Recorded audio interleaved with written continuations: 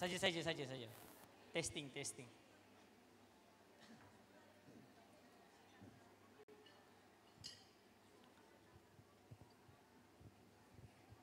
Baik perempuan, ready ya perempuan?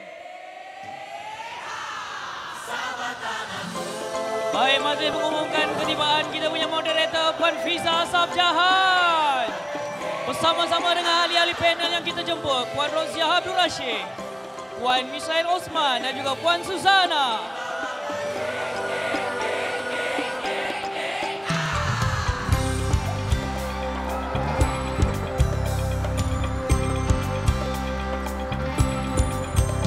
Satu dunia tahu betapa menariknya sabar dari Eropa. Baik, bismillahirrahmanirrahim. Assalamualaikum warahmatullahi wabarakatuh. Salam sejahtera, salam Malaysia Madani, salam luar bandar sejahtera, membitara infra, memaju desa. Yang saya hormati barisan ahli panel dan juga moderator serta hadirin yang dihormati, seminar kepimpinan wanita luar bandar pada pagi ini akan diteruskan dengan bual bicara wanita bertajuk Hak Dibela, Rumah Tangga Bahagia. Bersama-sama kita pada pagi ini 3 orang ahli panel, iaitu yang berusaha Puan Roziah Abdul Rashid dari Jabatan Siasatan Jenayah Polis Sabah, yang berusaha Puan Misael Osman dari Misael Osman & Co. Juga yang berusaha Puan Suzana binti Binsu, Pegawai Khas 2 Persatuan Kebajikan Wanita dan Ibu-Ibu Tunggal Negeri Sabah. Baik puan-puan, untuk meneruskan sesi kita, saya dengan ini menyerahkan pentas kepada moderator kita, personality TV yang tidak asing lagi, Puan Fiza Sabjahan. Terima kasih. Saya nak minta izin berdiri boleh? Kita berikan tepukan kepada MC kita pagi ni, boleh? Dah sarapan ke belum? Oh, okey, nampak macam dah. Bahagia ke tidak hari ni?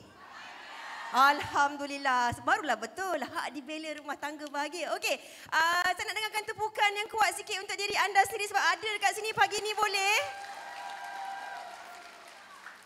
Tahniah kepada anda semua yang terdiri daripada para kepimpinan kampung JPKK. Yang mana? Tepuk sorak sikit. Usahawan-usahawan, NGO, pelajar-pelajar UiTM. Okey, dari pelbagai daerah hari ini, dari Kota Belud, Papa, Tuaran, Penampang, Putatan, Labuan, Sandakan, Tawau dan juga Kunak di bawah agensi MARA. Siapa nak tanya bawah agensi MARA? Bawah agensi Rizda. Bawah agensi Kemas. Felcra. Kena kuat sikit. Felcra. SLDB. LIGS. Lagi sekali lah, UiTM. Oh, sukalah, rasa macam ada fan club kat sini. Okey, hari ini kita nak kongsikan topik hak dibela rumah tangga bahagia. Alhamdulillah yang datang hari ini semua bahagia. Tapi ini kita nak kongsikanlah kepada anda semua sebab kadang-kadang kan ada dalam kalangan kita ni memilih untuk bahagia. Ada dalam kalangan kita ni kadang-kadang kita lihat hari ini cantik, tersenyum, gembira, tertawa. Tapi kita tak tahu apa beban derita yang mereka lalui dan juga mereka alami. Jadi hari ini sebenarnya setelah 2 hari anda kat sini belajar grooming. Dah belajar grooming ke? Belajar keusahawanan? Belajar beli rumah?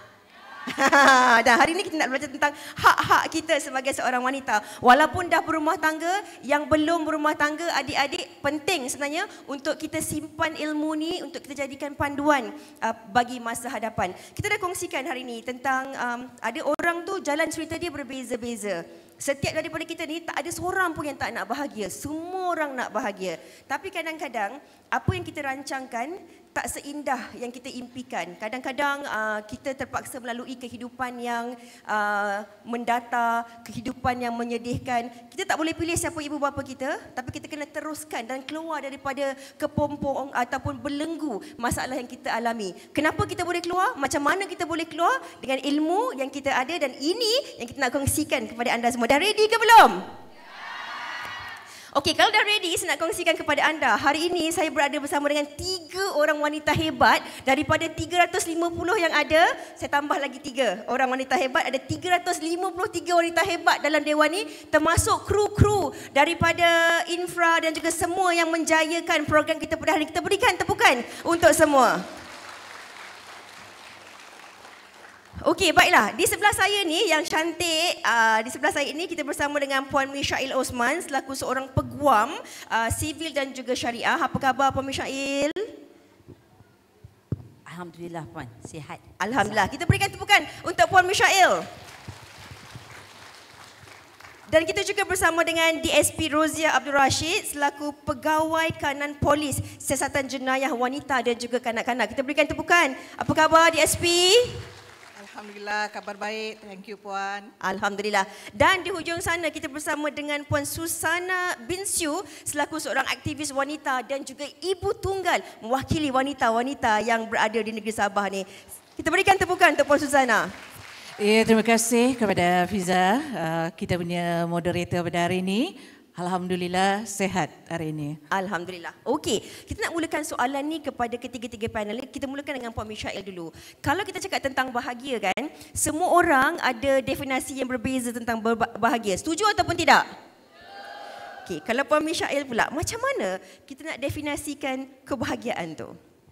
Terima kasih ya Puan Fiza. Saya nampak hari ini meriah sungguh orang Sabah dalam dewan ni. Saya pasti semuanya sebab bahagialah. Sebab tu begitu meriah tadi lagi-lagi nampak ya. Artis kita datang hari ini.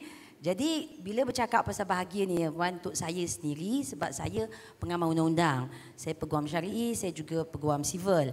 Jadi bahagia ni sebenarnya kalau saya bercakap dari segi undang-undang ni, maknanya bagaimana kita rasa gembira, bagaimana kita rasa puas dengan apa yang kita ada kan.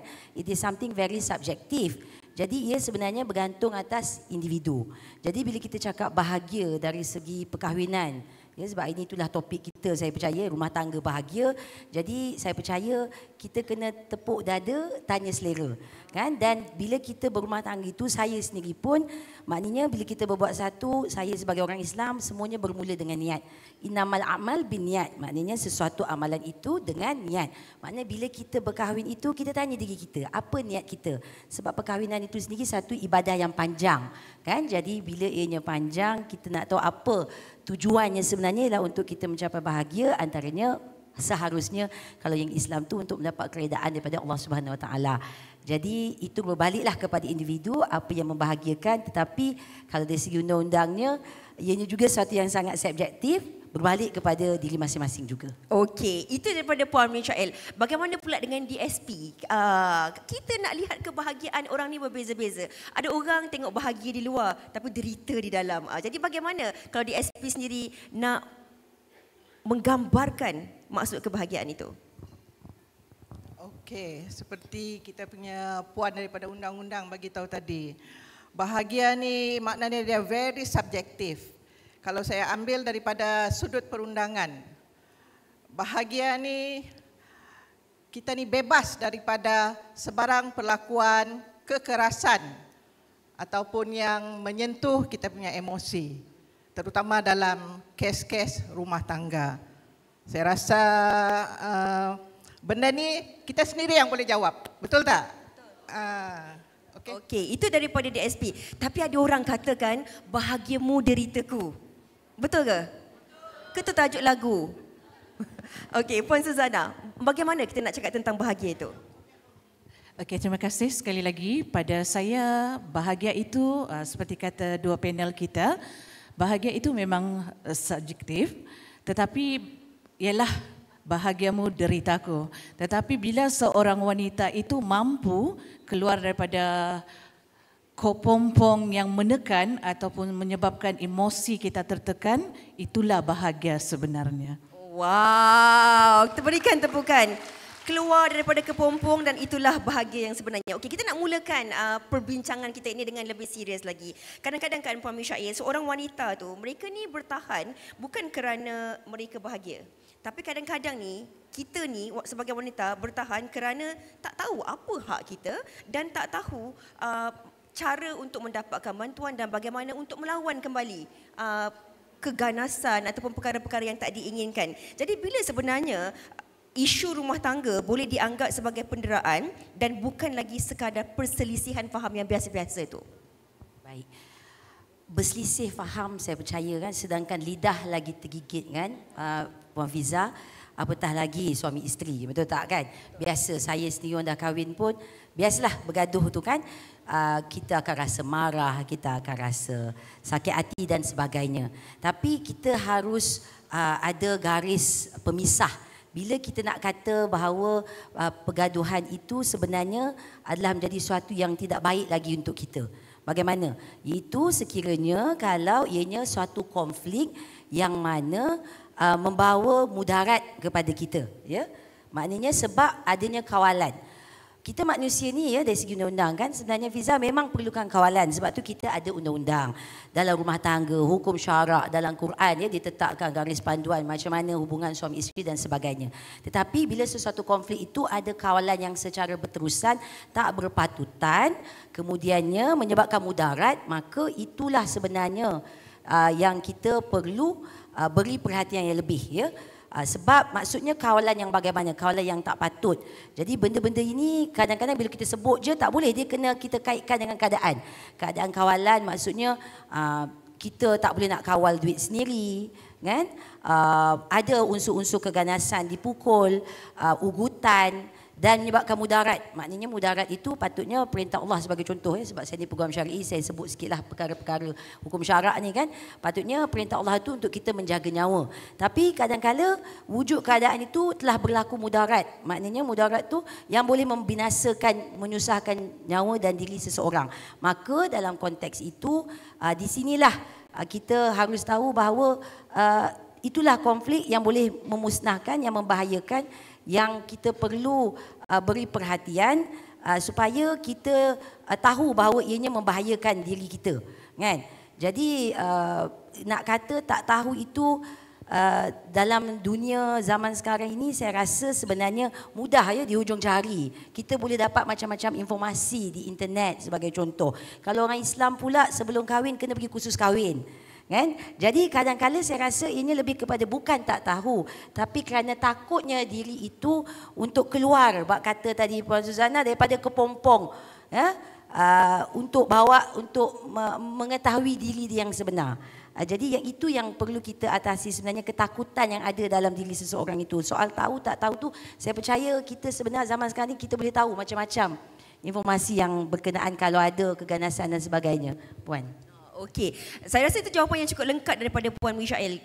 Takut kadang-kadang benda yang mudarat tapi kita biarkan kerana kita takut untuk keluar daripada kepompong keselesaan, status sosial, takut nak jadi ibu tunggal, takut anak tak diberi perhatian. Itu antara persoalan yang bermain di fikiran kita. Tapi kadang-kadang mungkin ada jugalah kan dalam zaman serba moden, maklumat di hujung jari ni, mungkin DSP boleh kongsikan juga. Kadang-kadang ada orang dia dah tahu itu tanda keganasan ataupun tanda penderaan dalam rumah tangga, tapi dia sentiasa beranggapan bahawa oh tak, ini gurauan saja. Jadikan DSP sebagai seorang isteri ataupun wanita ataupun ibu dalam rumah tangga mahupun kita sebagai seorang anak, mungkin boleh dikongsikan apa antara tanda-tanda awal keganasan rumah tangga ni yang mungkin boleh membawa mudarat jika tidak diberi perhatian. Okey. Tanda-tanda keganasan dalam rumah tangga ni ataupun penderaan rumah tangga ni sebenarnya dia terlalu halus di peringkat awal. Kadang-kadang ianya tanpa kita sedari. Telah berlaku bukan sahaja kepada pasangan itu sendiri tetapi akibatnya kepada ahli keluarga dalam rumah, terutamanya anak-anak. Okay, kalau kita nak tengok tanda-tanda, mungkin salah satu yang paling utama, terlalu cemburu. Pasangan kita cemburu. Apa kita panggil, dia cemburu buta. Mungkin daripada cemburu tu dia suka tengok kita punya handphone, ataupun kita juga mungkin suka tengok suami kita punya handphone, kita tak percaya dia, betul tidak? Kemudian kita tengok media sosial dia, kita tak percaya, mungkin ya itu hak. Okey. Kadang-kadang ada juga cara lain dia mengawal perbelanjaan kita. Ataupun kita mengawal perbelanjaan pasangan kita. Itu pun secara halus juga peringkat awal. Kadang-kadang kita tak mau dia belanjakan kepada rakan-rakan, kepada keluarga dia, ataupun dia pun begitu juga terhadap kita. Kemudian kalau kita tengok yang seterusnya dari sudut penderaan secara lisan dan emosi. Jadi untuk makluman semua, penderaan dalam rumah tangga ni dia bukan sahaja berlaku secara fizikal. Apa yang saya tengok dan mungkin puan-puan pun sedia maklum, penderaan ni adalah menjurus kepada fizikal sahaja. Betul tidak? Bukan penderaan secara emosi. Tapi semua kena faham bahawa penderaan emosi itu adalah penderaan yang patut kita jauhi dan atasi di peringkat akar umbi. Sebab ianya membawa kepada keburukan dalam, terutama kepada anak-anak. Puan-puan, itu yang puan-puan kena maklum. Kemudian kalau kita tengok juga ada di antara pasangan-pasangan dia mula rasa takut kepada dia punya pasangan. Contohnya kalau suami ke isteri dia suka bercakap kasar. Dia suka mencari kesalahan kita. Itu antara tanda-tanda awal. Macam-macam lagi tanda-tanda mungkin tuan-tuan boleh terfikir. Betul tidak puan? Tanda-tanda dalam rumah tangga sebab dia tak sama semua ya. Lain orang, lain dia punya cara, dia punya penilaian dia. Jadi mungkin saya tak boleh nak highlight semua sebab puan-puan sendiri nampak puan punya pasangan macam mana dia punya tunjuk perilaku dia tunjukkan kepada puan-puan ataupun kepada masyarakat. Okey, kalau kita tengok contoh tu kan, penderaan lisan dan emosi. Contohnya panggilan yang menghina seperti bodoh. Bodoh lah kau ni. Itu penderaan emosi ke tak?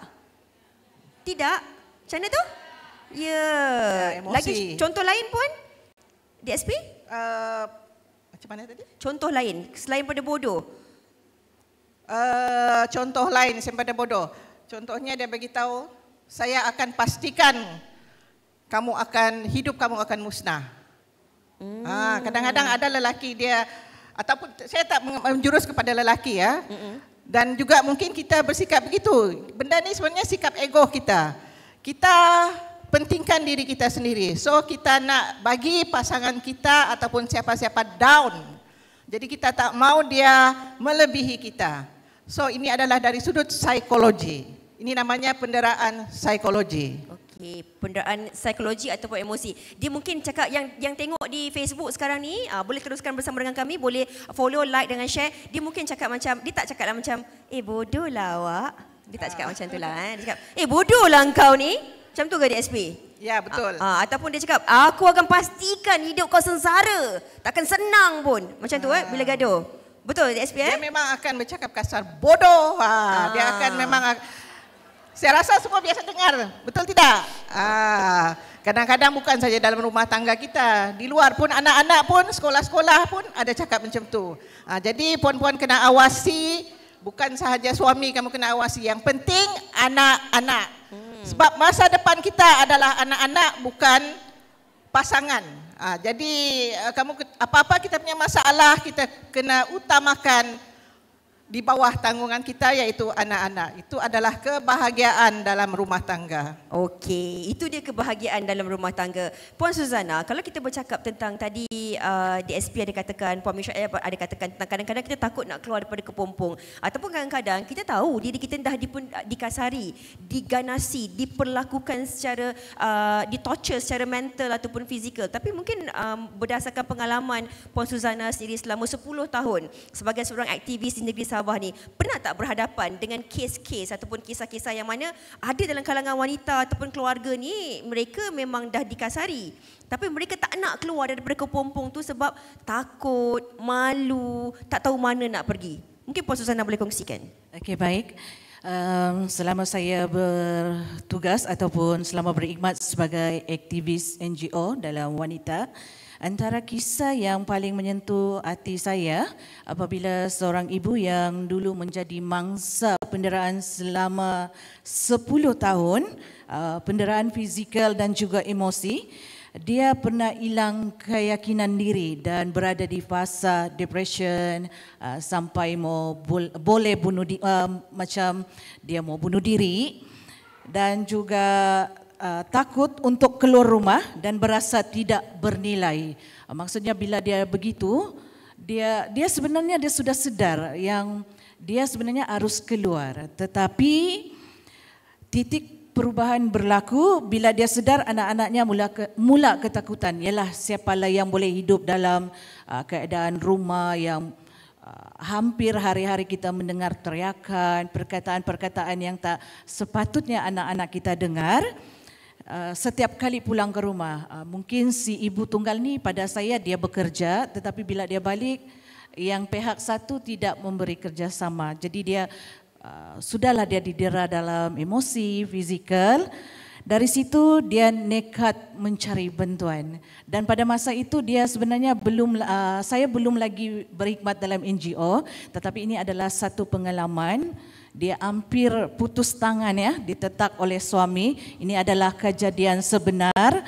Saya pungut dia ataupun saya bantu dia, kutip dia dari tepi jalan raya. Dan apabila dia berani bersuara begitu, saya bawa dia saya bawa dia buat laporan polis, minta maaf, suami dia itu sebenarnya seorang yang ambil benda terlarang. Jadi saya tidak perlu perjelaskan sebab ini adalah satu isu-isu yang perlu saya jaga. Jadi apa yang melalui pengalaman saya apabila saya bantu dia sekarang, saya banggalah dia walaupun dia ke hulu ke hilir, bekerja demi anak dia 7 orang, menjadi runner, tetapi saya dengan apa yang saya buat dengan dia, dengan saya punya pengalaman yang boleh membagi motivasi, dia keluar tinggalkan, dia berani buat laporan polis dan suami dia itu ditangkap. Dan apabila dia berurusan dengan mahkamah syariah, undang-undang, akhirnya hari ini dia menjadi seorang wanita yang mampu didik anak dia 7 orang, 3 orang itu masuk universitinya di mana saya tidak mau sebut ya. Tapi ini memang kejadian yang realiti. Jadi sebagai wanita, saya sendirilah ialah kita mana juga mau cerita yang sudah di dalam selimut kita. Jadi sebagai wanita kita kena bijak. Maksudnya kita cari satu tempat di mana kita boleh berkongsi yang boleh bantu kita. Sebab cerita kita ini kita tidak boleh kongsi dengan sembarangan orang. Takut pula disalahgunakan kisah kita. Jadi begitulah. Apabila kita berani, maksud saya tadi apabila kita berani keluar kepompong, kita akan dapat diri kita yang sebenar. InsyaAllah. Okey, itulah orang kata ada pelangi selepas hujan. Betul ke tidak? Saya ada satu soalan. Cinta itu buta ataupun cinta membutakan? Betul lah. Kuat sikit. So adik-adik ingat kan, ini belum kahwin kan? Belum kan? Nak pilih suami ni kakak cakap kat diri kakak sendiri jugalah, peringatan. Nak pilih suami ni kita selagi ada pilihan kita pilih yang baik. Betul tak Puan Mishael? Betul. Kita kena tengok ciri-ciri red flag tu. Tadi macam Puan Suzana kata, suaminya ada kaitan dengan pengambilan bahan terlarang dan sebagainya. Dan tadi di SP ada cakap dari segi penderaan. Penderaan fizikal ni kita boleh nampak luka di luar, lebam, patah kaki, patah tangan. Tapi penderaan emosi kita tak tahu. Sebab tu hari ni kita lihat kes-kes yang dilaporkan di media, banyak kes-kes yang melibatkan masalah keganasan rumah tangga, masalah-masalah di sekolah dan sebagainya yang ada kaitannya dengan tahap kesihatan mental. Jadi ini mungkin Puan Mishael boleh kongsikan dalam masalah keganasan rumah tangga. Ramai yang terlepas pandang sebab sebelum ni kita asyik memberi fokus kepada jiran rumah sebelah bergaduh, terjerit-jerit, keluar bini dia lebam, kaki dia tengkot dan sebagainya. Tapi sebenarnya keganasan ataupun penderaan dalam rumah tangga itu juga boleh merangkumi faktor emosi, kewangan dan juga mental yang kadang-kadang masyarakat kita terlepas pandang tentang masalah ini, Puan. Betul Puan Fiza ya. Sebenarnya di Malaysia ni kita ada Akta Keganasan Rumah Tangga. tahun 1994, ya, Akta 521. Jadi dalam akta tu dia ada sebutlah apakah bentuk-bentuk keganasan. Yang mana kalau berlaku keganasan tu kita boleh ambil tindakan. Dia tak kira sebenarnya ganas ni bukan saja isteri menjadi mangsa, tapi suami pun boleh juga. Dan bak kata DSP tadi, kanak-kanak lah terutamanya. Jadi ini adalah golongan yang mana dilindungi di bawah akta ini. Jadi tindakan boleh diambil. Dan betul dalam akta ni sebut, ya, apakah itu keganasan penderaan yang bagaimana. Boleh jadi emosi, boleh jadi fizikal, boleh jadi keuangan. Walaupun begitu, ya, tapi saya nak bawa kepada perhatian semua. Tadi kita sebut bagaimana kalau kita dikasari, ya, keganasan tu mungkin dari segi dipanggil bodoh dan sebagainya. Tapi saya sebutkan tadi ini adalah suatu yang berlaku secara berterusan, kan? Kalau lagi-lagi dari segi emosi ni, maknanya kadang-kadang tadi saya sebut juga ada orang ni sekarang ni patutnya tak boleh nak kata tak tahu, kan, sebab informasi tu boleh dapat di mana-mana. Orang tahu tapi masalahnya kerana telah berada dalam keadaan dimanipulasi, ya, duduk dalam suatu kepompong tu lama sangat sampai dia pun tak waras, tak tahu lagi nak fikir ini betul ke ni salah, kan? Ini kena dera ke tidak, lagi-lagi dari segi emosi, kan? Cuma bila saya sebut tadi tu ialah bergaduh tu biasa, tetapi dia jadi benda tu berlarutan, ya.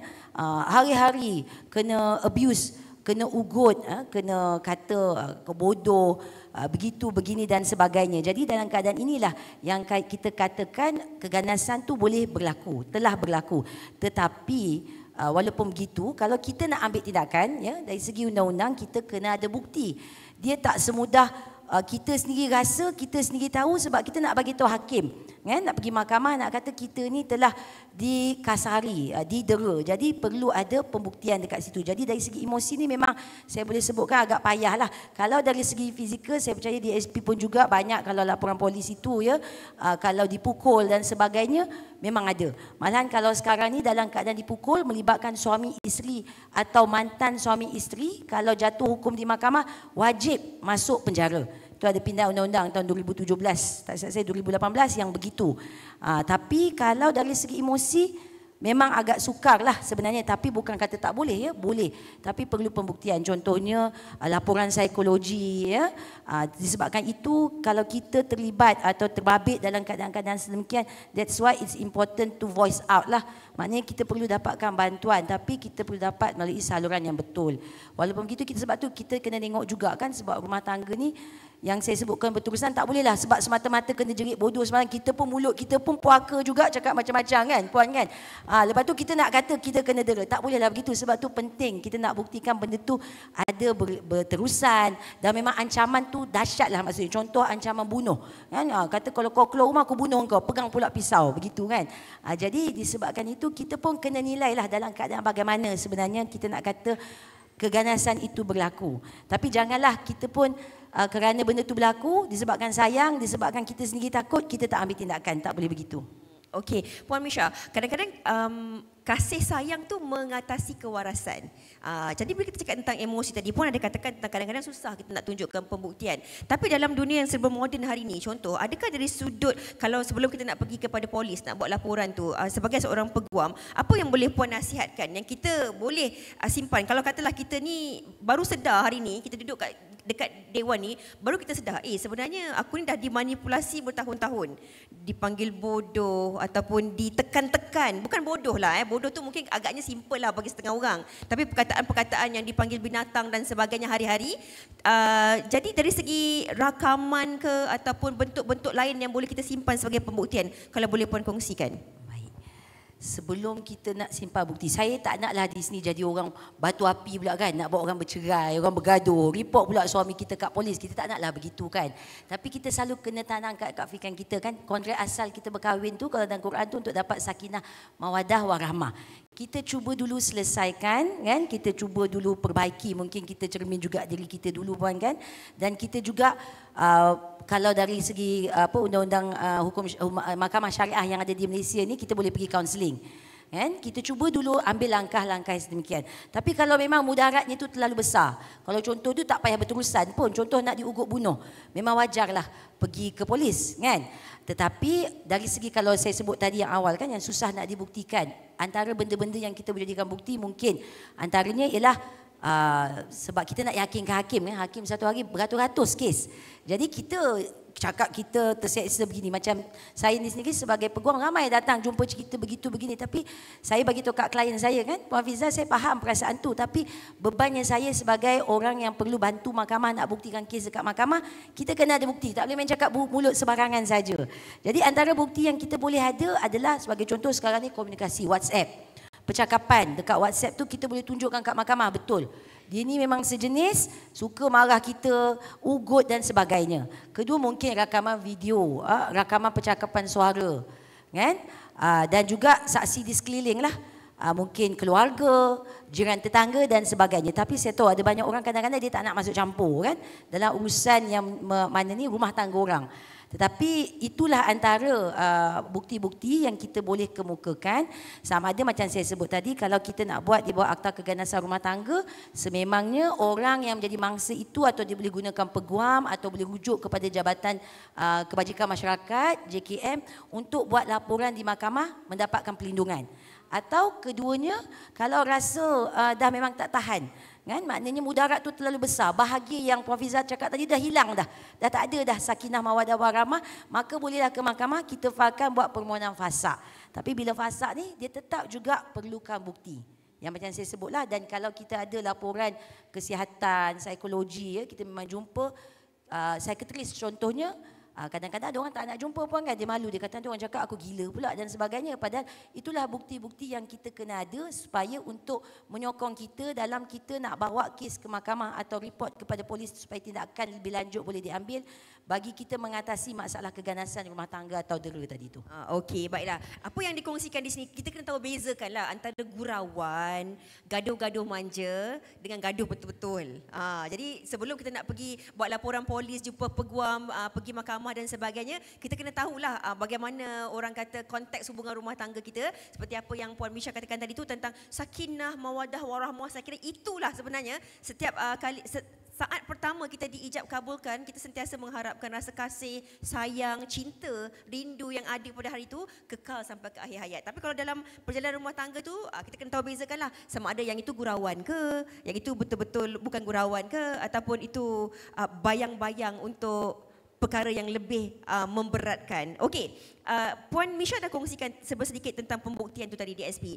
Tapi sebelum kita nak pergi jumpa peguam ataupun pergi mahkamah, perkara pertama yang mungkin kalaulah seseorang individu itu merasakan dirinya dikasari, diganasi ataupun berada dalam konteks keganasan rumah tangga, bila mereka nak buat laporan kepada pihak polis, apakah langkah-langkah pertama yang harus mereka lakukan? Pergi jumpa doktor dulu ke? Pergi polis dulu ke? Nak dapat perlindungan bagaimana ke? Apa yang mungkin DSP boleh kongsikan? Okey, selepas kejadian berlaku, apa yang perlu kita buat? Kadang kita tengok situasi, kadang kita cedera, kita dipukul, diserang oleh suami ataupun pasangan, kita mengalami kecederaan. So bila mengalami kecederaan, apa dulu kita nak utamakan? Pasti rawatan, betul tidak? So kita pergi hospital dulu. Jangan risau, dekat hospital, kita dengan hospital JKM kita ada satu badan dipanggil One Stop Crisis Center. Jadi di situ pihak hospital ataupun doktor yang bertugas bila nampak situasi ataupun mangsa kita lah datang ke hospital dalam keadaan yang cedera dan mendapat tahu bahawa kita dicederakan oleh pasangan, mereka akan buat laporan polis dan maklum kepada polis sebelum pemeriksaan dijalankan. Jadi itu nama dia peranan OACC One Stop Crisis Center. Jadi puan-puan jangan risau. Kalau puan-puan dah cedera takkan nak pergi balai kan dengan berdarah-darah, mesti nak pergi hospital dulu. So daripada hospital, doktor yang akan buat laporan. Dia tak ada ni. Kemudian daripada laporan polis tu, pihak polis akan datang kepada kamu dan akan dapatkan keterangan apa yang berlaku. Begitu juga dengan agensi-agensi lain yang berkaitan. yang berkaitan adalah JKM. Juga termasuk di bawah lingkungan OACC, mereka akan dapatkan keterangan ataupun mengambil keterangan daripada kamu untuk menilai bagi mendapatkan apa-apa bantuan kepada kamu. Okey, DSP, itu kita cerita dalam keadaan kita sedar. Maksudnya kita dah dikasari, dah berdarah ke pukul, kita pergi hospital. Tapi kadang-kadang ada dalam kalangan kita ni tadilah kan, macam kita rasa, tak kot, yang ni dia tak sengaja. Dah berdarah ni kepala, ataupun dah lebam muka, mata dah lebam dah ni sebelah. Tapi macam, tak kot, dia tak sengaja tu, dia tak sengaja, esok dia berubah. Kita beranggapan begitu, kita tak pergi hospital. Sebab kita beranggapan ataupun esok pagi bangun-bangun ada sarapan pagi atas meja, ada bunga dihantar minta maaf. So kita pun lupakan keadaan tu. Lebam dah ada dah ni. Tapi lepas kita makan sarapan tu, kita dipukul lagi. Kemudian kita dikasari lagi. Kali kedua. Tapi kita pun berharap, mungkin dia akan berubah. Mungkin ini kesalahan aku. Macam tadi dalam keadaan yang dimanipulasi. Jadi bila dah kali ketiga, kali keempat dikasari sebegitu, baru kita rasa macam, kali ni kita nak buat laporan polis. Tapi tak ada bukti yang, orang kata bukti yang kuat lah. Sebab perkara itu dah berlaku 2 ataupun 3 minggu yang lalu, dah kena pukul, dah baik, dipukul lagi, dipujuk. Kemudian dipukul lagi, baru kita nak buat laporan.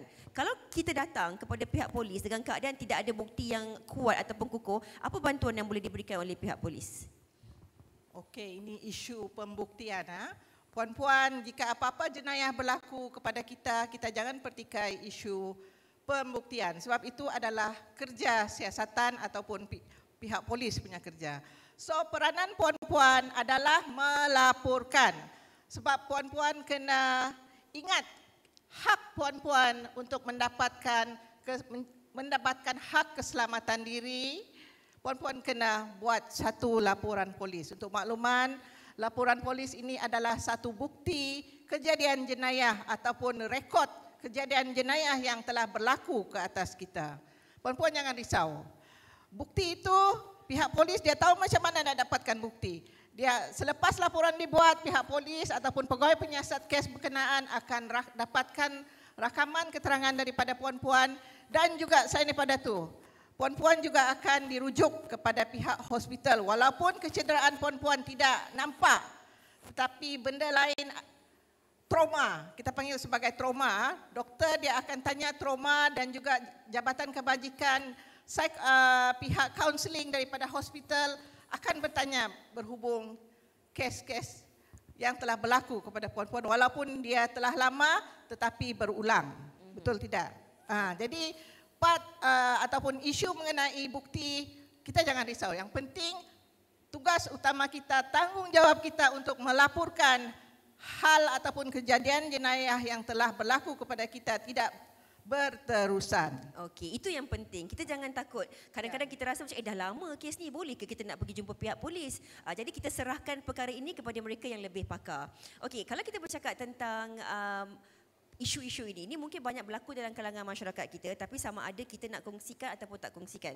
Tapi ini juga mungkin berlaku dalam kalangan masyarakat kita kerana ini sikit tabu. Bila kita cakap tentang keganasan rumah tangga ataupun masalah rumah tangga ini, kita memang tak sewajarnya berkongsi masalah rumah tangga kita ini kepada sesiapa sahaja. Sebab kita perlu menjaga aib rumah tangga kita. Tapi sebagai seorang aktivis ataupun NGO yang dah pun 10 tahun dalam bidang ini, pernah tak Puan Suzana berhadapan dengan individu-individu ataupun wanita-wanita yang mana mereka ni dah dikasari, ada pembuktiannya, tapi mereka takut nak keluar daripada masalah rumah tangga ini? Satu, kerana mereka sentiasa dikatakan tak boleh berkongsi masalah rumah tangga ini. Mungkin salah fahamlah, kita boleh kongsikan dengan mereka yang lebih arif atau lebih pakar. Mereka takut kerana mereka takut untuk jadi wanita yang berseorangan, ibu tunggal.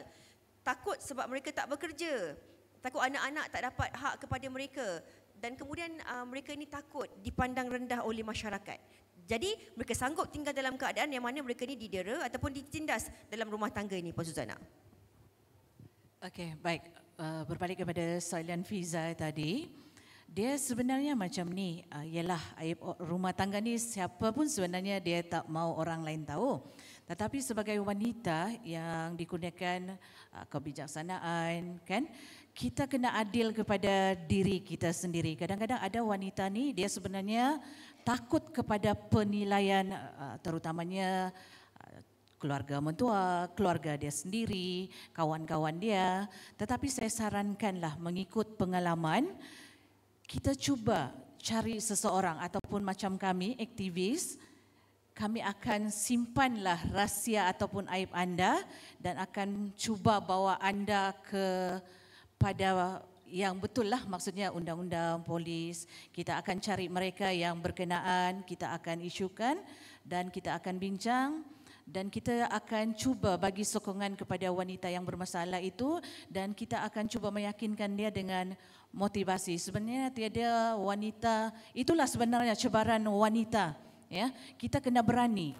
Maksudnya apapun berlaku di dalam rumah tangga, tujuan kita bukanlah, maksudnya di antara suami dan isteri bukanlah tujuan kita mau mengaibkan, tetapi sebenarnya kita kena adil kepada diri kita. Bayangkanlah kalau kita di dalam rumah itu tiada sudah yang rasanya yang positif, hari-hari kita dengar, jadi benda itu akan memudaratkan diri kita. Jadi saranan saya sekali lagi, wahai wanita yang dikasihi semua, beranilah kata pada diri anda mau bahagia.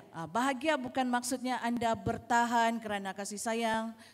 Anda boleh bahagia sendiri, tapi saya bukan galakkan untuk sendiri ataupun macam kata Puan peguam kita tadi, galakkan orang bercerai, tetapi kita kena berani keluar daripada persekitaran yang toksik seperti itu.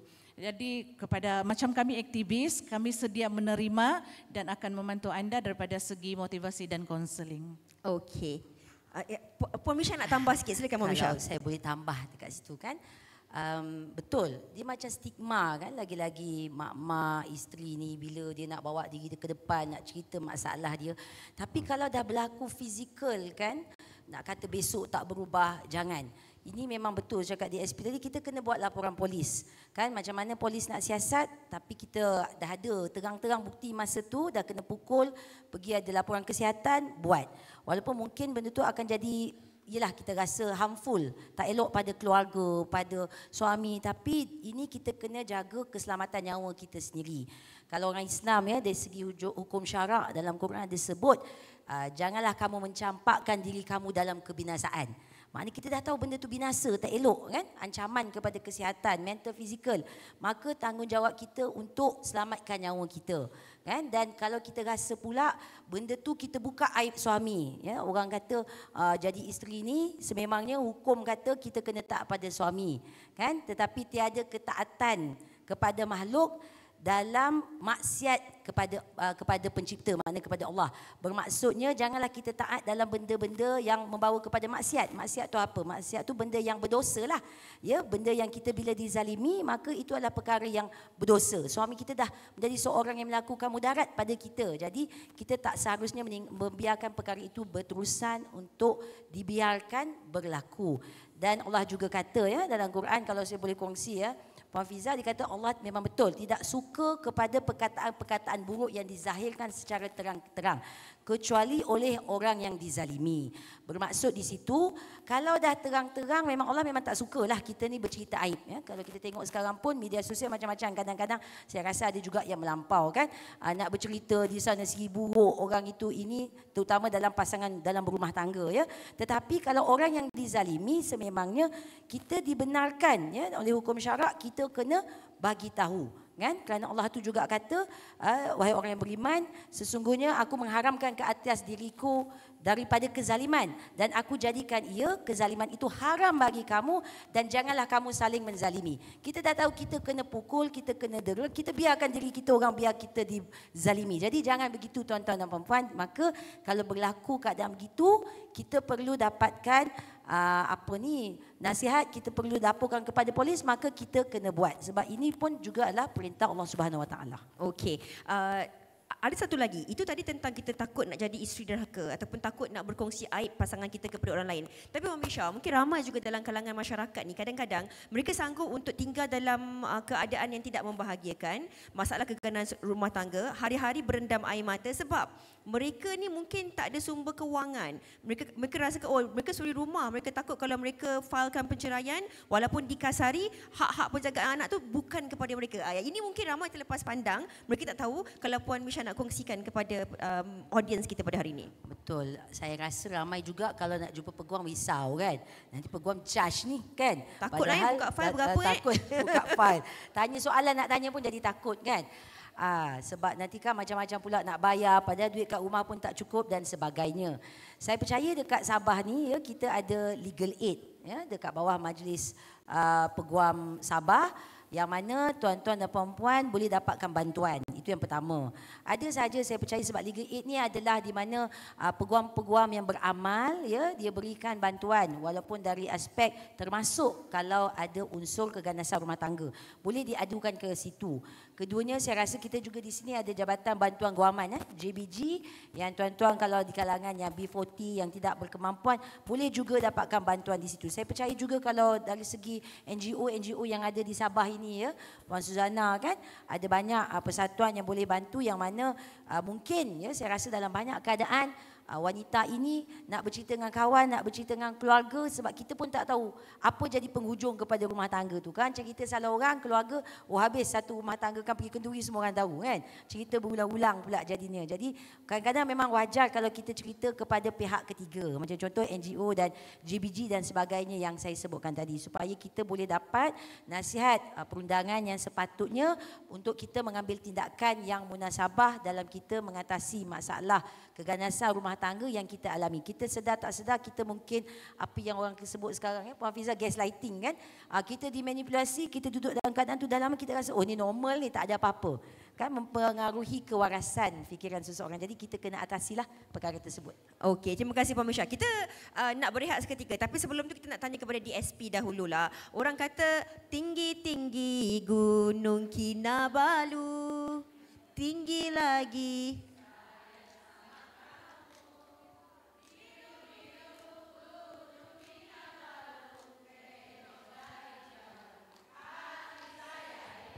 One more time. Tinggi.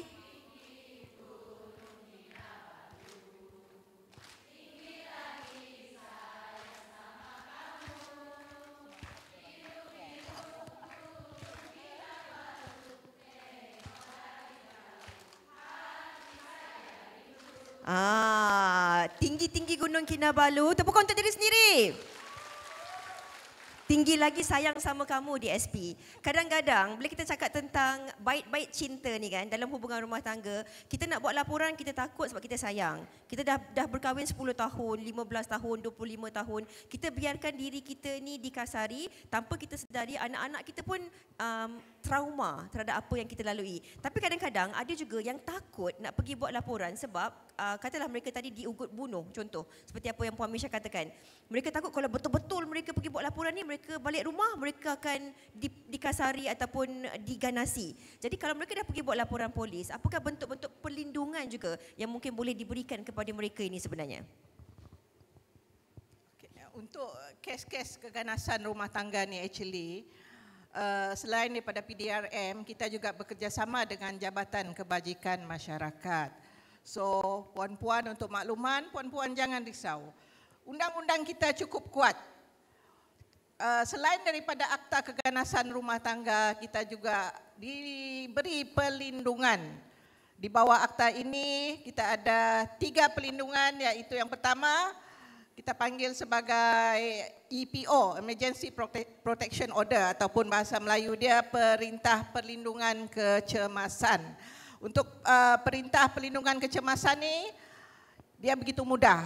Kalau tuan-tuan perlu urgent tanpa laporan polis, kita boleh berhubung dengan Jabatan Kebajikan Masyarakat untuk mendapatkan perlindungan sementara.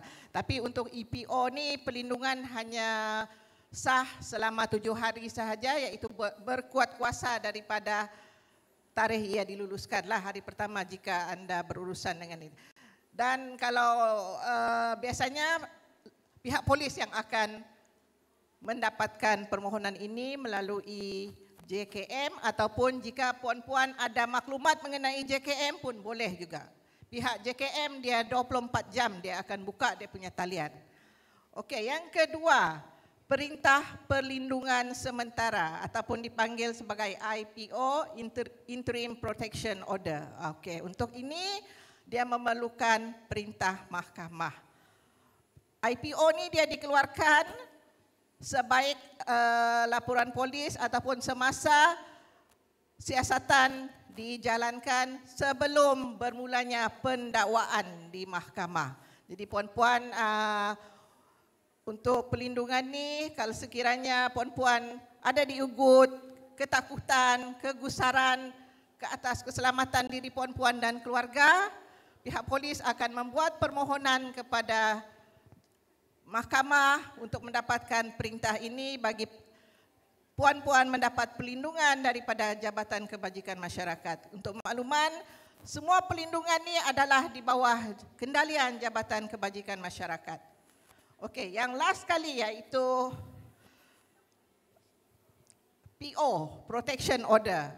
Ini Protection Order ni dia adalah dikeluarkan oleh mahkamah selepas kes selesai di mahkamah, iaitu selepas dia dijatuhi hukuman. Mahkamah akan keluarkan order.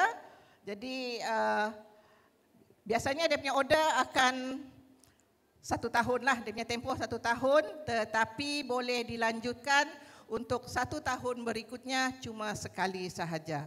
Untuk protection order ni, untuk makluman tuan-tuan, dia didatangkan sekali dengan kuasa menangkap. Jadi sekiranya ada gangguan oleh pihak pelaku, tangkapan akan dibuat ke atas pelaku berkenaan lah, mengikut kepada perintah mahkamah. Saya rasa puan-puan jangan risau untuk ketakutan yang puan-puan simpan ni. Tak ada benda kita nak takut. Kita kena buat satu laporan untuk keselamatan dan keharmonian hidup tuan-tuan bersama anak-anak dan keluarga.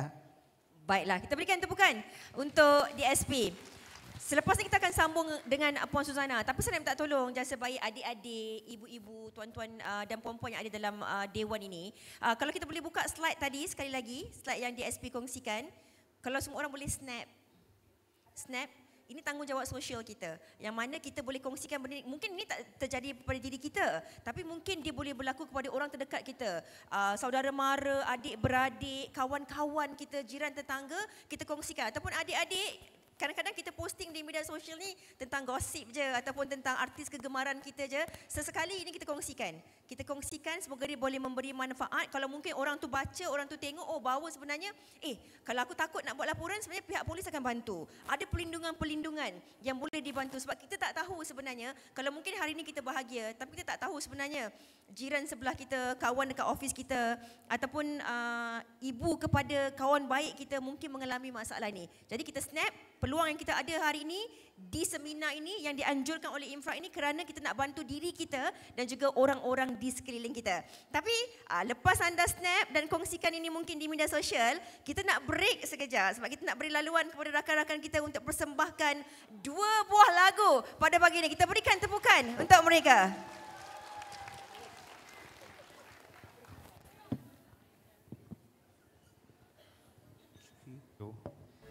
Baik, terima kasih kepada moderator kita, Fiza Sabjahan dan juga ahli panel. Hadirin sekalian, sesi kita akan berehat sebentar. Sambil itu marilah kita nikmati persembahan nyanyian daripada Malahani Velas Band. Dipersilakan. Assalamualaikum, selamat pagi. Kakak-kakak masih okey? Mau menyanyi bersama? Okey.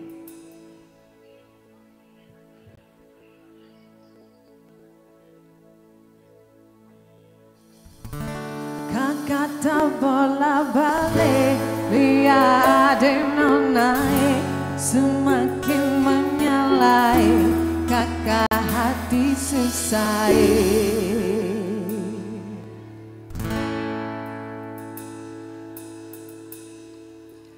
Lihat nona makin gagal bikin kakak jadi suka. Dulu ada rambut kepang dua, sekarang rambut merah-merah. Kakak lihat ditambah manis, pulang rantau dari mana? Aduh nana jangan terlalu pisang gaya depan kakak.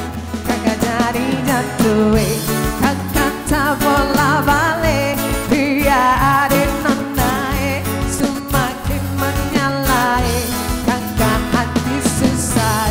Adik bikin kakak bete,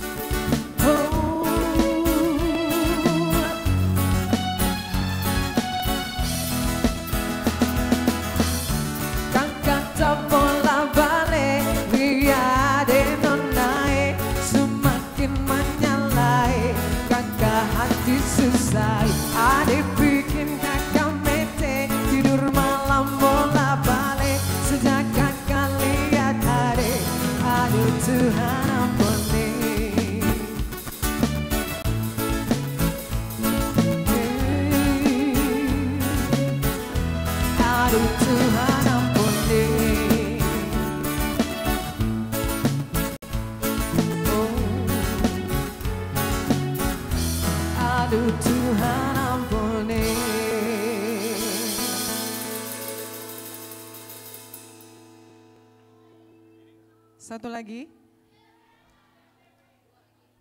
Dua lagi.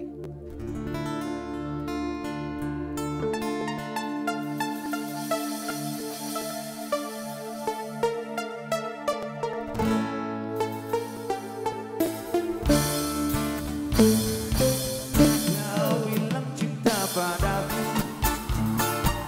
aku bilang pikir dulu. Selera kita terlalu jauh berbeda. Parfummu dari Paris, sepatumu dari Itali. Kau bilang demi gengsi, semua serba luar negeri.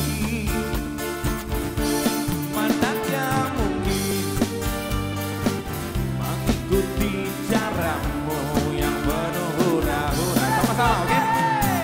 Aku suka jaipong, kau suka disco. Hey, hey, hey. Aku suka singkong, kau suka keju. Hey, hey, hey. Aku dapatkan seorang gadis yang sederhana. Aku ini hanya anak singkong. Aku hanya anak singkong. Yo, solo.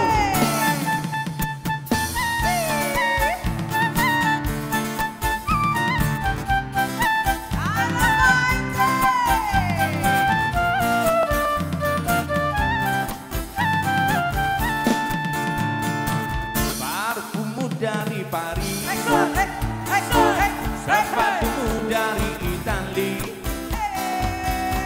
Kau bilang demi gengsi, semua serba luar negeri. Manakah mungkin mengikuti caramu yang penuh hura-hura. Aku suka jaipong, kau suka disco. Hey, hey.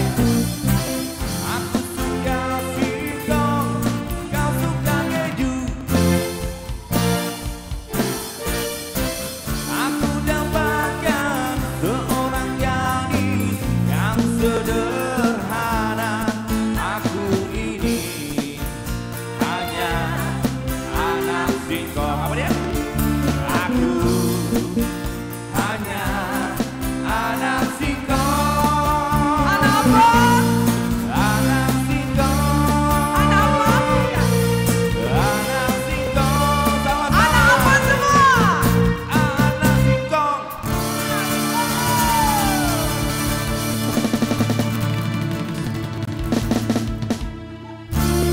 Wow, lagi sekali anak singkong ke anak King Kong? King Kong. Dua-dua boleh. Okey, kita berikan tepukan kepada band kita. Baik, terima kasih diucapkan kepada Malahani Felas Band untuk persembahan yang menghiburkan itu tadi. Sabar puan-puan, kita masih simpan lagi yang paling best lagi untuk di akhir rancangan nanti insya-Allah. Baik, hadirin dihormati, sesi kita bersambung lagi. Untuk itu saya serahkan kembali pentas kepada puan moderator kita, Puan Fiza Sabjahan. Dipersilakan. Terima kasih Zul, terima kasih. Okey, jap ya. Okey, ini kalau kat TV kita panggil apa? Commercial break. Okey, tadi tu iklan. Kita nak sambung, tapi kali ni saya nak sambung dekat bawah sebab saya tengok tadi masa kita ke atas ramai yang main telefon. Tahu-tahu ambil nota kan. Okey. So, tadi kita dah habis untuk round yang pertama. Kita nak tanya soalan seterusnya kepada Puan Suzana. Tadi kalau kita cakap tentang trauma, masalah keganasan rumah tangga dan sebagainya kan.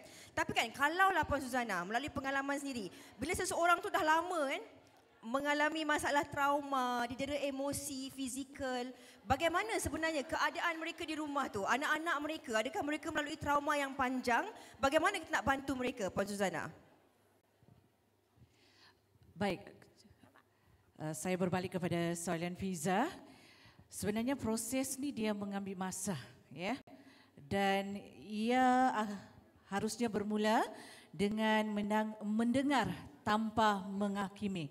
Maksudnya bila seseorang wanita itu bermasalah, datang kepada kita, dia mengadu, maksudnya dia mempercayai kita.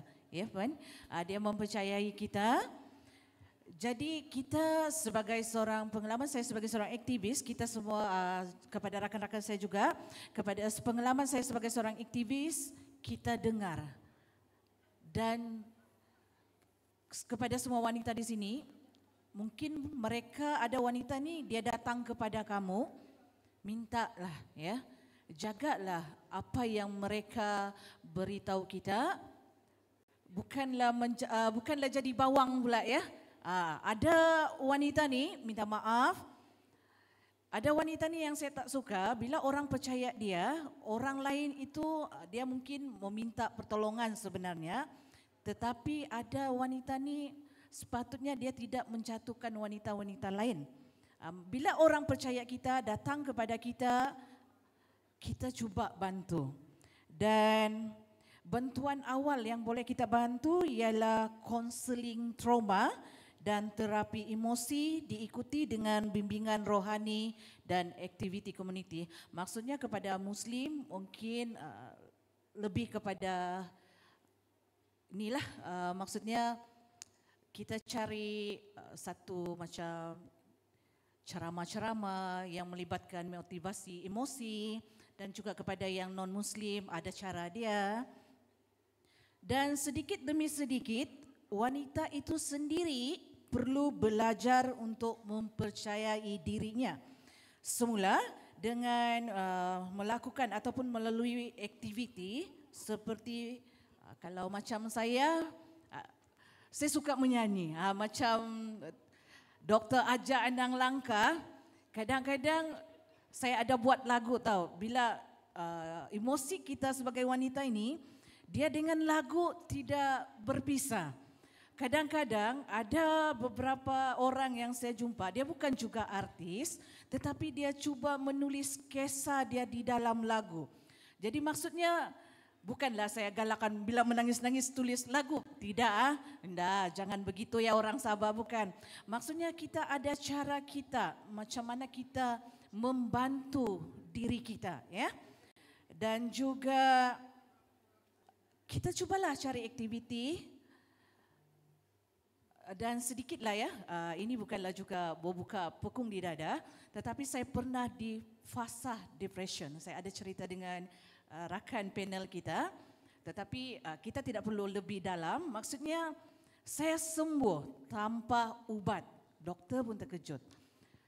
Maksudnya bila kita macam tu, bayangkan saya boleh fikir bunuh diri tahu. Saya punya pengerusi persatuan ada di situ dan saya pilih dia untuk mengadu. Doktor pun terkejut. Dalam masa 3 bulan tu saya sendiri sembuh. Bayangkan saya dalam kemurungan, saya menangis, anak pun pergi sekolah, pergilah kamu sekolah. Makan tak makan, biarlah kamu. Saya tidak tahu sudah siapa diri saya sebenarnya. Tetapi adalah sesuatu yang menyuntik ataupun menjentik hati saya untuk dia kata, tolonglah pergi jumpa doktor. Jadi bila saya pergi jumpa doktor, saya jumpa satu doktor pakar, nama dia Dr. Boon. Sekarang dia di Hospital Umum Sarawak. Bila saya jumpa dia, saya menangis, saya meluahkan. Tidak perlulah kisah masalah tu, tapi ini adalah sebagai satu inspirasi kepada semua kawan-kawan wanita yang saya kasihi.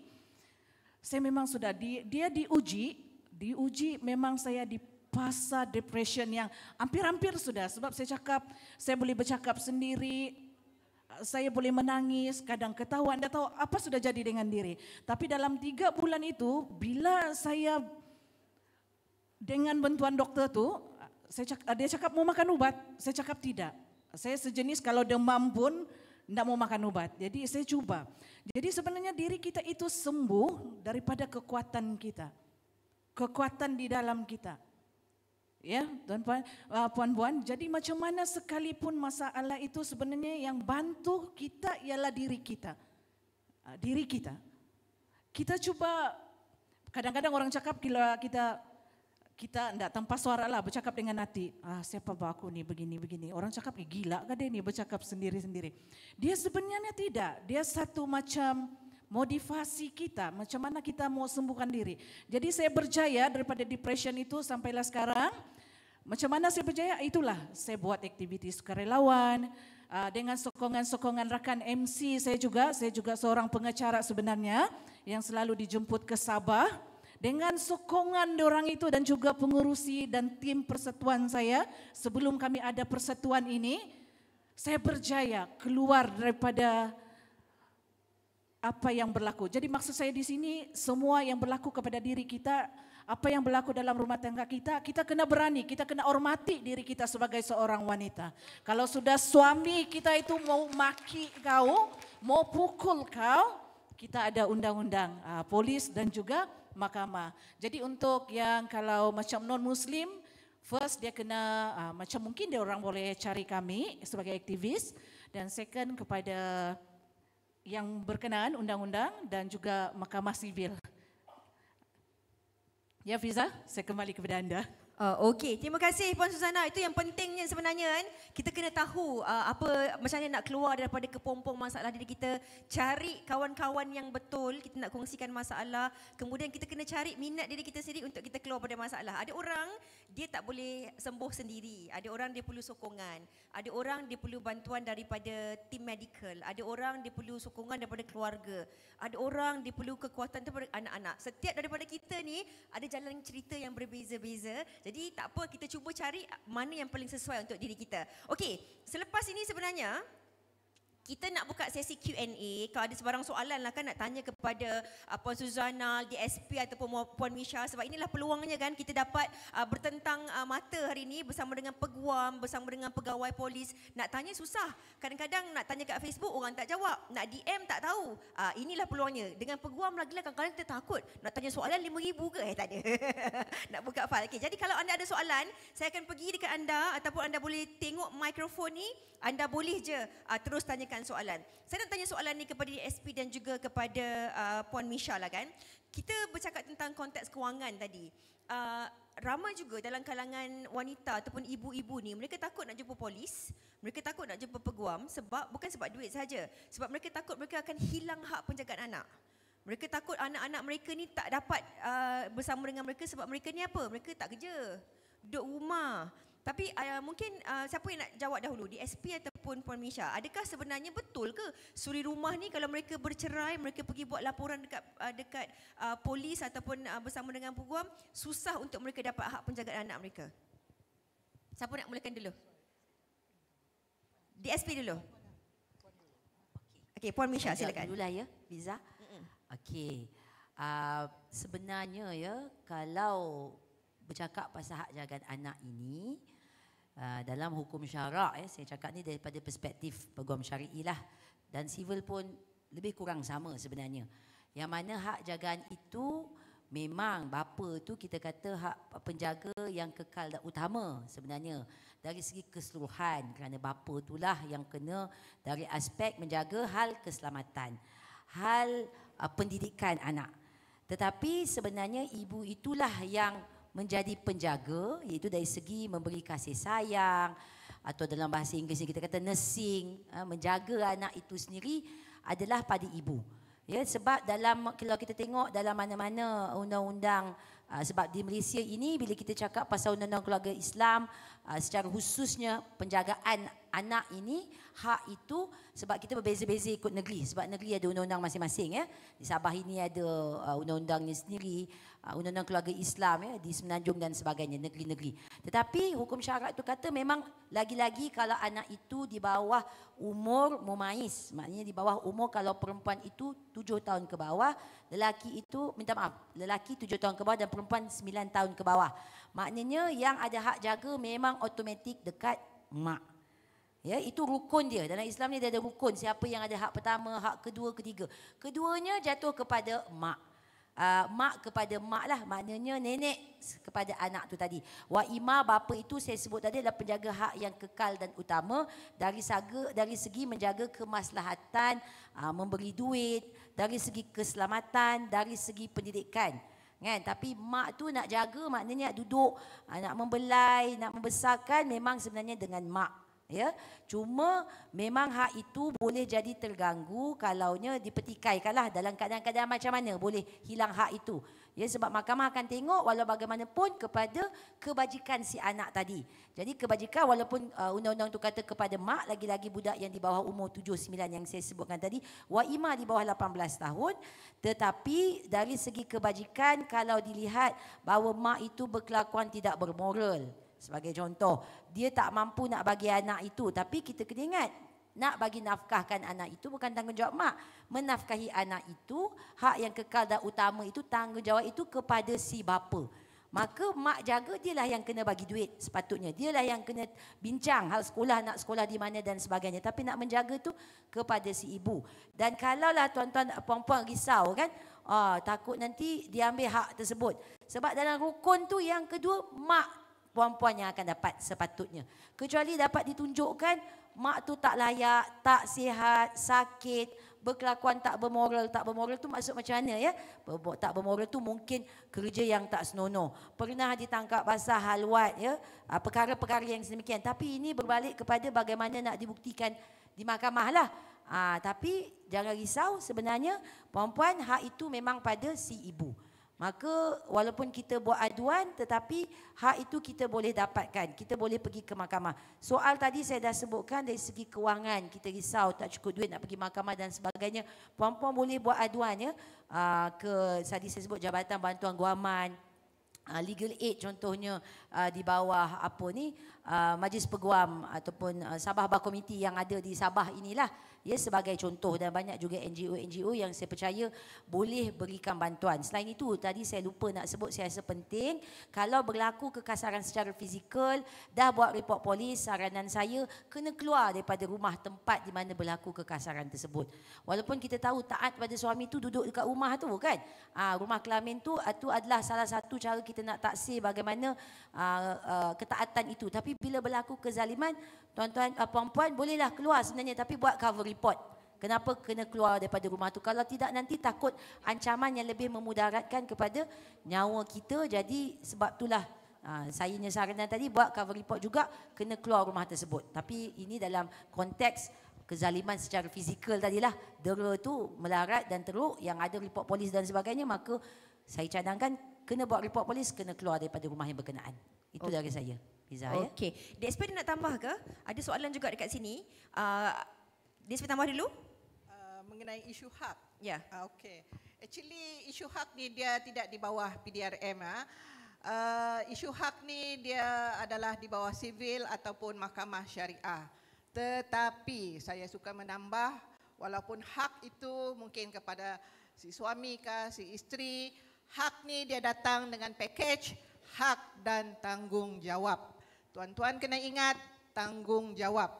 Tuan-tuan mungkin si isteri bila dapat hak, dia tidak bekerja, atau contohnya dia bekerja, dia tinggalkan anak, di mana dia nak tinggalkan? Mungkin menumpang rumah keluarga. Di situ kita punya tanggungjawab untuk pastikan keselamatan anak-anak. Isu ni saya bawa disebabkan banyak kes di mana anak-anak diserang secara seksual oleh ahli keluarga di dalam rumah. Jadi pastikan, begitu juga dengan hak kepada suami. Kalau boleh anak perempuan, jangan bagi dengan suami. Okey? Banyak kes, saya tak tahu sebelah Semenanjung, tapi kalau di Sabah ni, sebab kita pelbagai agama, walaupun Islam, Kristian sama juga, berlaku juga. Bapa rogol anak. Bila tanya mana ibu, ibu sudah berpisah tinggal di tempat lain. Itu dia saya bawa sini isu hak dan tanggungjawab. Jadi tuan-tuan kena nilai. Yang penting adalah keselamatan anak. Tengok jika anak kita perempuan, di mana dia patut dijaga. Walaupun dia tinggal, kita bagi tinggal di rumah nenek. Di rumah nenek ada ahli keluarga yang lain. Ataupun tidak, bukanlah seorang yang selamat. Untuk makluman semua. Jadi kamu kena hati-hati. Pentingkan keselamatan anak-anak. Okey. DSP Puan Misha dan juga Puan Suzana, ada soalan tambahan dekat sini. Macam tadi Puan Misha ada katakan kita kena keluar untuk dapatkan perlindungan. Tapi ada soalan dekat sini. Kadang-kadang keluar tapi duit 10 sen pun tak ada. Tak tahu mana nak pergi. Apa yang kita boleh bantu mereka ni? Tak tahu nak pergi mana. Rumah keluarga tak ada, duit pun tak ada. Apa yang kita boleh bantu mereka? Antaranya ya, mungkin saya boleh sarankan pergi ke Jabatan Kebajikan Masyarakat satu. Ya, sebab JKM sepatutnya macam tadi sebut Akta Keganasan Rumah Tangga, pegawai yang diberi kuasa di bawah akta itu adalah pegawai JKM. Ya, ini satu yang kita boleh dapat bantuan. Malahan kalau kita tengok di bawah Kementerian Wanita dia ada buat garis panduan berkenaan perkara ini. Sebenarnya kita boleh juga pergi ke rumah-rumah ibadah. Sepatutnya lah, ya, tapi kadang-kadang ni soal manusia uruskan, kita tak tahu macam mana kan. Ada cerita pula pergi masjid begini begitu, ya, saya tak nak sebutlah kan. Tapi sebenarnya itu juga boleh menjadi tempat perlindungan sementara. Ya, masjid, rumah-rumah ibadah, mungkin church, ya, gereja dan sebagainya. Polis juga salah satu yang lain. Dan saya juga suka sebelah, saya percaya NGO banyak sebenarnya.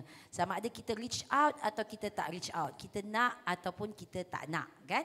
Tapi kalau memang fizikal untuk saya, jangan tunggu, jangan diam, jangan biarkan. Kena buat sesuatu. Memang kena report polis. Kita memang kena keluar daripada keganasan-keganasan yang bersifat fizikal ini. Kalau emosi ni memang agak susah lah ya. Saya juga ya, banyak tadi dengar cerita macam daripada segi pengalaman saya juga, ada klien dah bercerai, dapat hak hadanah. Bila hadanah ni ya, hak jagaan, suami pun dapat juga hak kalau pergi mahkamah lawatan sebab dia bapak dia ada hak. Tapi bila pergi ke bapak pula gaya hidup tu zonsang kan. Ada yang begitu. Saya bukan cakap semua, tapi ni cerita kisah sebenar. Anak lelaki umur 11 tahun, girlfriend ataupun pasangan bapaknya asyik bertukar-tukar, pengaruh tak baik, umur 12-13 tahun, mengadu kat mak dia, mak risau. Nak jumpa saya, kata macam mana hak jagaan. Dia tak nak kasih bapak dia jumpa. Jadi masalah dekat situ. Maka kita dalam hal itu, kita bolehlah pergi mahkamah minta perintah, ubah perintah. Kan? Perintah penjagaan yang pada mak, bapak dapat lawatan setiap minggu itu sebagai contoh. Jadi di situ maknanya benda tu boleh berlaku dan kita kena ambil tindakan yang sewajarnya. Ya, itu dari saya lah. Ya. Okey. Terima kasih Puan Misha, harap menjawab soalan tu. Dan kita ada satu soalan di sini. Boleh Puan bangun, siapa namanya? Okey. Bismillahirrahmanirrahim. Saya Rosiati binti Haji Suni. Soalan saya kepada DSP. Okey, saya datang dari luar bandar. Tempat di mana ramai wanita masih percaya bahawa undang-undang itu adil dan polis itu pelindung. Tapi hakikatnya DSP, masih ramai wanita yang takut datang ke balai polis. Bukan sebab mereka tidak tahu hak, tapi mereka takut layanan yang dingin atau laporan yang akhirnya entah ke mana. Okey, soalan saya. Adakah pihak polis benar-benar bersedia mengakui bahawa masih wujud jurang atau dasar perlindungan yang cantik di atas kertas saja dan cara pelaksanaannya di lapangan? Dan kalau benar begitu, apa langkah berani pertama yang DSP fikir perlu dilakukan supaya wanita luar bandar boleh percaya semula bahawa bila mereka datang ke balai, mereka datang sebagai perlindungan dan bukan sebagai prosedur. Terima kasih. DSP, soalannya di sini, adakah mereka boleh pergi ke balai ni? Bila mereka pergi ke balai ni adalah mereka untuk membuat laporan dan juga mendapat perlindungan. Bukan nak terus buat prosedur. Kalau mungkin DSP boleh kongsikan? Okey, saya faham soalan adik ya. Boleh saya tanya, adik pernah alami tidak datang ke balai dengan masalah begini?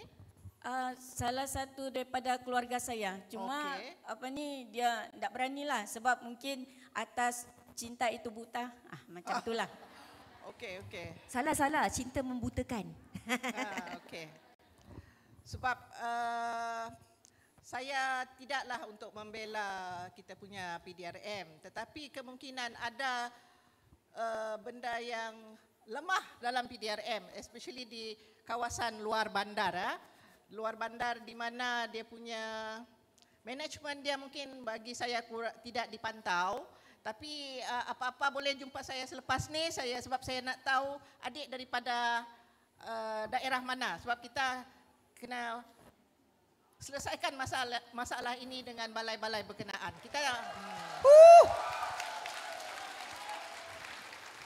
Sebab bagi saya isu yang dibawa ni sepatutnya tidak berlaku.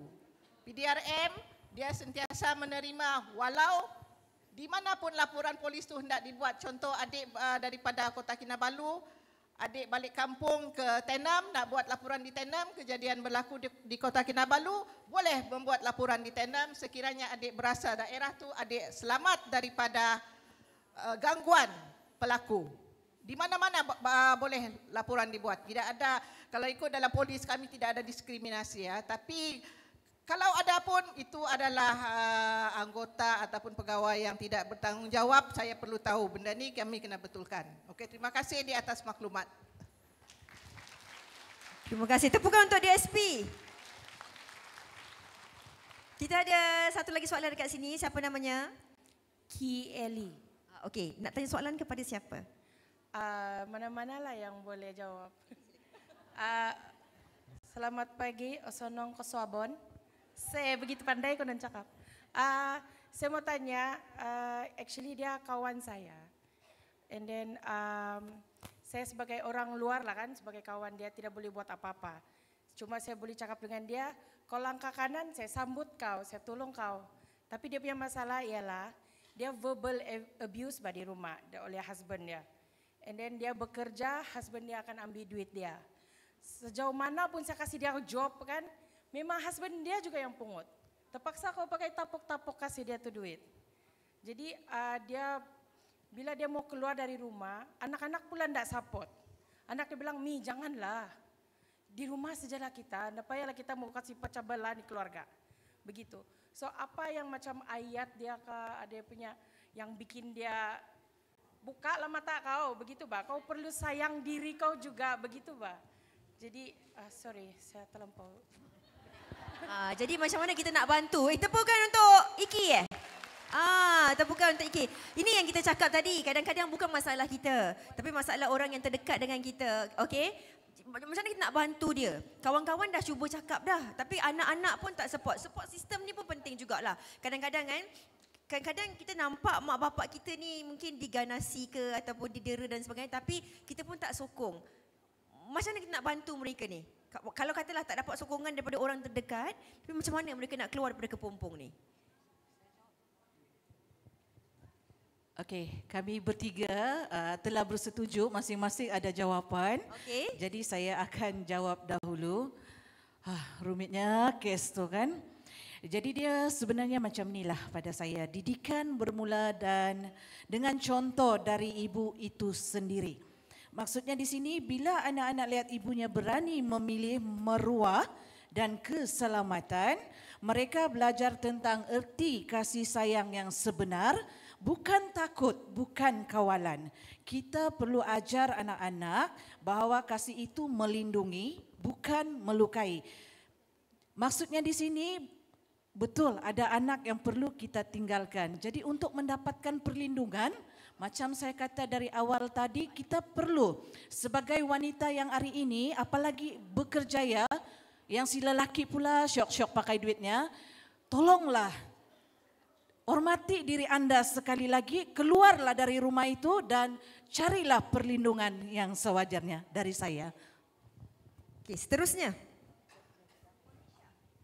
Puan Misha? Dari saya lah kan, sebab wanita itu tadi memilih, maksudnya untuk berada dalam keadaan tersebut. Mungkin saya rasa sukar juga untuk dia sebab dia nak fikir pasal anak dan macam saya sebutlah dia sendiri dah dimanipulasi, dia sendiri dah ragu-ragu dengan kewarasan akal dia sendiri. Ya, tapi kita sebagai kawan ya, selemah-lemah iman kita, kitalah yang kena bercakap dengan dia. Sebab untuk dia pergi jumpa peguam, nak bawa dia pergi JKM walaupun kita tahu sistem tu dah ada, bak kata tadi ya, on paper cantik dah pelaksanaan, tapi isunya pelaksanaan. On paper dah ada. Tapi macam mana nak laksana? Tapi ni kita kena tanya diri kita sendiri apa yang kita nak. Dan saya dah sebut, kita janganlah biarkan diri kita ni dianiaya. Kita ni dizalimi kan? Sebab kita akan menyusahkan diri kita dan juga orang di sekeliling, terutama tadi kepada anak lah. Kita tunjuk contoh yang tak baik. Dan dalam hari ini kita tahu ada banyak sangat kes buli kan yang berlaku. Sebab mungkin anak-anak ni juga saya percaya, mungkin perlu ada satu kajian yang dia sendiri tengok kat rumah dia. Ayah dia buli mak dia, mak pun biarkan diri dibuli. Jadi dia anggap benda tu biasa. Kan? Jadi kita tanpa sedar, kita bukan saja menyusahkan diri kita, kita menyusahkan anak-anak kita dan orang yang kat luar juga. Sebab sampai kita sedar, kita pun melahirkan pembuli dan kita biarkan anak kita juga dibuli. Kan? Jadi mungkin kita orang yang di sekeliling ni, kita tak boleh nak harapkan sangat. Maknanya betul, tanggungjawab kerajaan sebagai pemerintah nak pastikan kemaslahatan masyarakat itu terjamin. Adakan sistem, ada polis. Ya? Kita juga saya sebagai program dilatih. Bukan saja nak buat perkhidmatan profesional ambil duit je, tak. Tapi kita juga ada perlu bagi bantuan guaman dari masa ke semasa kepada masyarakat ya, secara percuma ke tak percuma dan sebagainya. Tetapi kita sebagai masyarakat di sekeliling ni, kita juga perlu lebih sensitif dengan orang di sekeliling kita. Mungkin kita rasa ragu-ragu bila kita cakap ni kan bercerai pula orang ni, kan? Tapi kalau kita dah nampak benda tu memang mudarat besar, jadi kita sebagai kawan ni mungkinlah perlu lebih sensitif. Ya, kita perlu juga bercakap dengan orang itu, kita perlu buka mindanya supaya sedar apa yang dialami, apa yang berlaku kepada dirinya itu adalah satu benda yang tak patut berlaku. Ini satu yang zalim. Kan? Jadi kita sendiri, ya, wanita-wanita yang ada di sini, saya nasihatkan kalau kita ada kawan, saudara, adik-beradik yang sebegitu, kita kena ambil pendekatan, kitalah yang kena nasihatkan dia. Kitalah juga yang kena, minta maaf lah orang cakap kaki sibuk, penyibuk dan sebagainya, tapi kita juga kena ada tanggungjawab itu. Kan? Sebab kita tak nak nanti, dah jadi melarat kan, kita dengar di berita baru-baru ni ada bapa bunuh anak lah, bunuh isteri dan sebagainya, dibawa bergaduh dengan mak dia, dibawa keluar anak dia, terus dijerutnya kepala anak dia tu. Kan? Kita tak nak nanti melarat, kita juga yang rasa bersalah sebab kita juga sebagai jiran, tetangga, kawan, sahabat, keluarga ni punya tanggungjawab untuk berbuat demikian. Itu dari saya, Fiza ya. Terima kasih. DSP nak tambah apa-apa? Okey, untuk isu ni sebenarnya apa yang saya dapat daripada adik tadi sikit agak tergantunglah. Sebab kalau dari sudut jenayah kita nak tahu kenapa si bapa ni meminta atau mengambil wang daripada isteri. Kita nak tahu latar belakang suami dia. Adakah suami dia perlukan duit tu untuk membantu hal-hal rumah tangga? Adakah suami dia bekerja? Atau suami dia memerlukan wang, sentiasa mendapatkan wang dari bagi tujuan membeli bahan terlarang? Ada juga. Kalau di situ tuan-tuan tolong nasihatkan kepada rakan tu, kenalah buat keputusan. Jelaskan kepada anak-anak apa tindakan yang patut diambil. Tindakan yang sewajarnya, kena buat satu laporan lah. Sebab kita tak boleh biarkan si suami sekiranya tidak bekerja, dia hanya mendapatkan sesuatu daripada kita sentiasa. Sehinggakan kita nak menguruskan hal rumah tangga, anak-anak nak makan, anak-anak nak sekolah.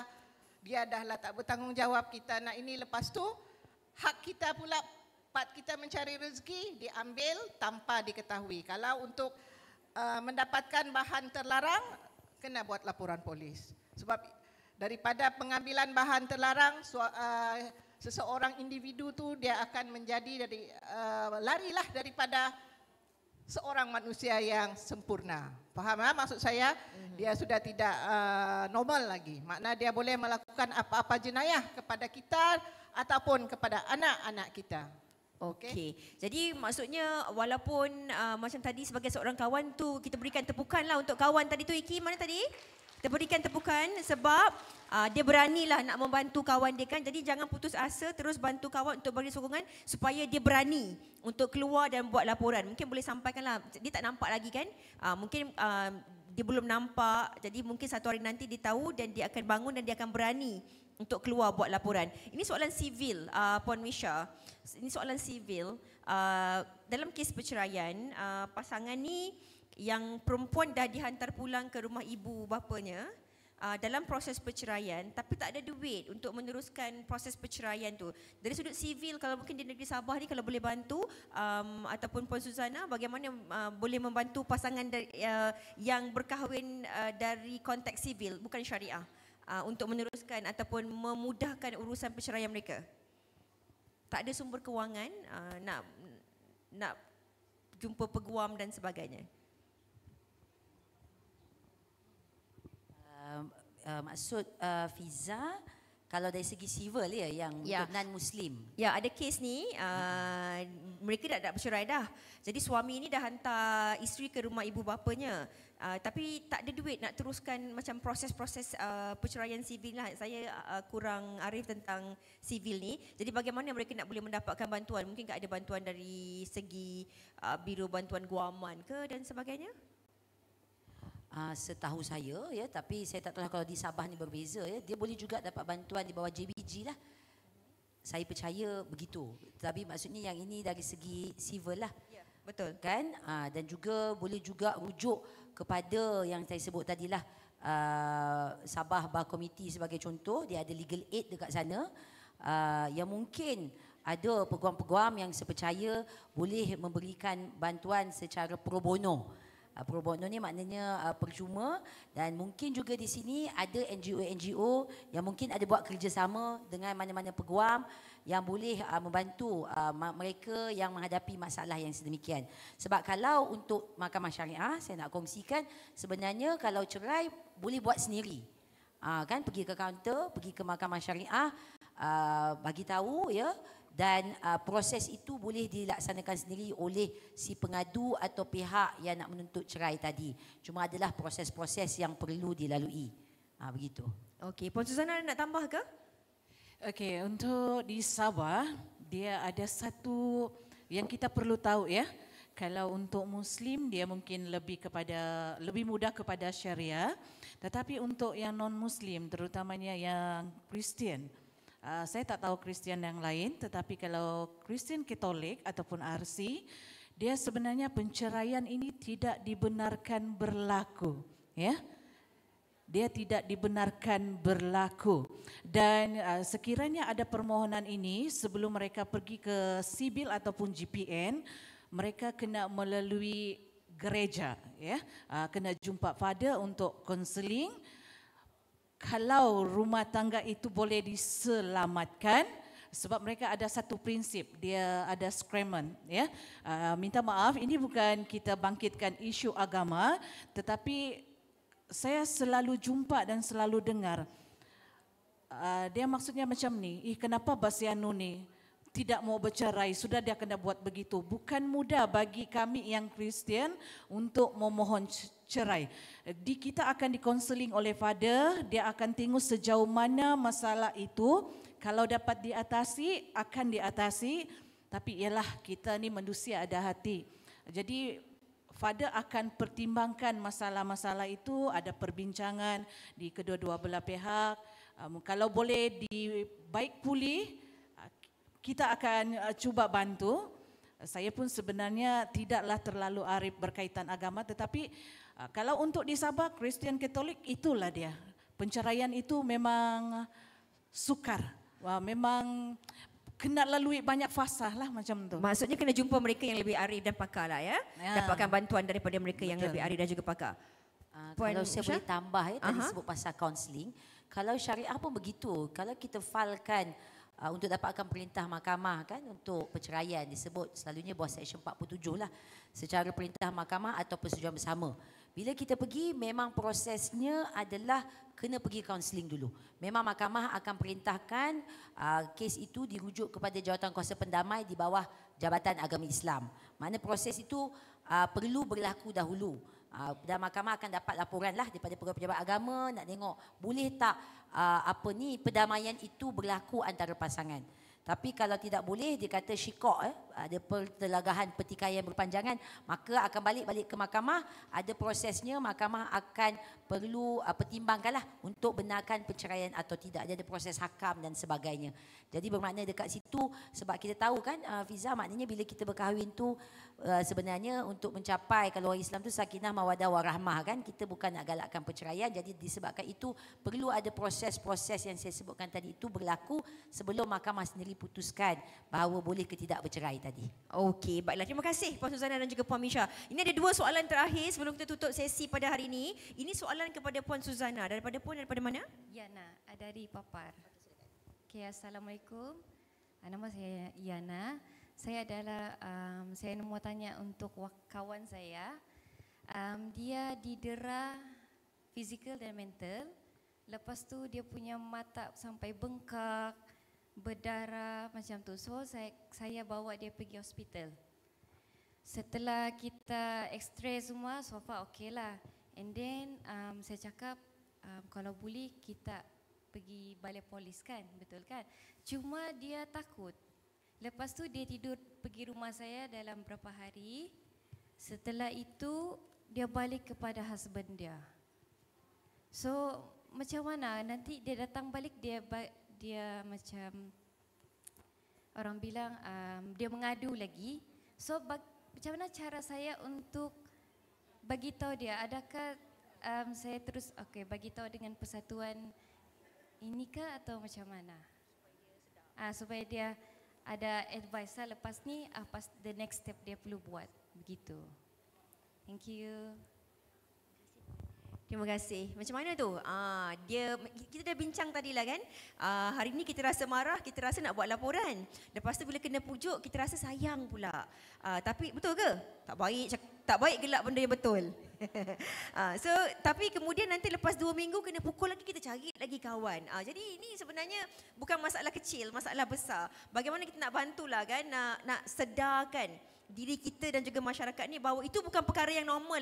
Maksudnya jangan sampai dah tak bernyawa ataupun ada ahli keluarga yang lain ataupun anak pula yang dara, baru kita nak bangun, nak pergi buat laporan polis. Masa tu dah tak guna dah kalau kita nak rasa menyesal ataupun putus asa. Siapa yang nak jawab ni? Okeylah, saya rasa biasa jawablah Puan. Okey, untuk masalah ni, inilah kita ni wanita. Bila ada masalah, kita merajuk, tapi kita mudah dipujuk. Tapi agak-agak juga dengan pujukan. Dan agak-agak mengasihani pasangan kita. Kalau kita telah didera, dipukul, ditendang, ditumbuk mata hingga bengkak, adakah kamu sanggup benda ini berlaku berlarutan? Tidak kan? Ianya bukan kemudaratan ini bukan sahaja kepada diri kita, tapi kesannya kepada anak-anak kita di dalam rumah. Tuan-tuan kena ingat. So, sebagai kawan, nasihati rakan anda. Datanglah ke balai polis. Tapi tadi macam adik cakap tadi, dia dah pergi hospital. Setahu saya bila pergi hospital, doktor akan buat laporan polis. Dia memang SOP adalah macam tu. Kami pun, kalau kami polis, kami tak boleh tolak tu. Contoh dia buat laporan, satu perempuan mengandung, tetapi dia mengandung bawah umur, telah bernikah. Dia polis, doktor tetap buat laporan. Walaupun kanak-kanak tu warga negara yang tidak mempunyai dokumen diri. Tapi itu adalah SOP yang ditetapkan kepada Jabat Kementerian Kesihatan. Jadi dalam hal ni saya rasa ada mungkin kekeliruan macam mana saya tak faham macam mana pihak hospital tak buat laporan. Mungkinkah dia pergi klinik, tapi biasanya klinik pun kalau dia dapati itu adalah unsur jenayah, semua mana-mana semua sama, dia akan tanya dia, macam mana boleh cedera. Kalau dia kata suami, klinik akan refer kepada hospital, dia tidak akan berani buat pemeriksaan. Jadi untuk kes-kes macam ni, tolong nasihati rakan-rakan kita ya. Jangan biarkan disebabkan sebenarnya ini adalah tipu helah, tipu daya si pelaku. Tapi esok bila dia panas baran semula dia buat lagi. Sampai bila-bila sampai kita tua. Orang kata sampai Abang Jamil mampus. Okey, sikit daripada Puan Suzana. Okey, kepada Puan tadi sebagai kawan, ini adalah satu bentuk motivasi kepada anda. Sebagai kawan, kita kongsi, bagi saya rumah tangga bahagia bukan diukur pada berapa lama kita bertahan, tetapi sejauh mana kita tenang, dihormati dan dihargai. Jadi maksudnya kadang-kadang keberanian untuk melangkah keluar itu sendiri adalah langkah pertama menuju kebahagiaan baru. Jadi sebagai kawan, motivasikanlah kawan anda itu supaya dia berani keluar daripada diri dia yang ada sekarang. Okey, ini ada kaitan dia juga tentang kita sebagai kawan nak membantu jiran, tetangga dan sebagainya. Ada soalan ni daripada seorang individu ni. Dia melihat berlakunya keganasan rumah tangga ataupun soalan pengabaian anak, ahli keluarga ataupun jiran. Contoh, ibunya tak ada, ibunya bekerja di luar negara, bapa yang jaga dan anak itu adalah anak yang berkeperluan khas. Anak yang berkeperluan khas. Tapi sebagai orang luar, kadang-kadang mereka ni takut nak buat laporan pengabaian sebab kalau mereka melaporkan kejadian tersebut, adakah data-data peribadi, contoh kawan ni tadi tahu ni suami kawan pukul, buat keganasan rumah tangga. Jiran tengok bapa dera anak. Tapi mereka takut nak buat laporan sebab mereka takut dikira apa? Busybody. Sebab mereka takut adakah data-data peribadi mereka ni akan diketahui ataupun orang tu tahu ke kalau saya yang buat laporan tersebut. Jadi macam mana? Adakah kalau kita buat laporan bagi pihak orang lain, data peribadi kita akan disimpan dan adakah sebenarnya kita harus melaporkan perkara ini? DSP. Jauh atau menung?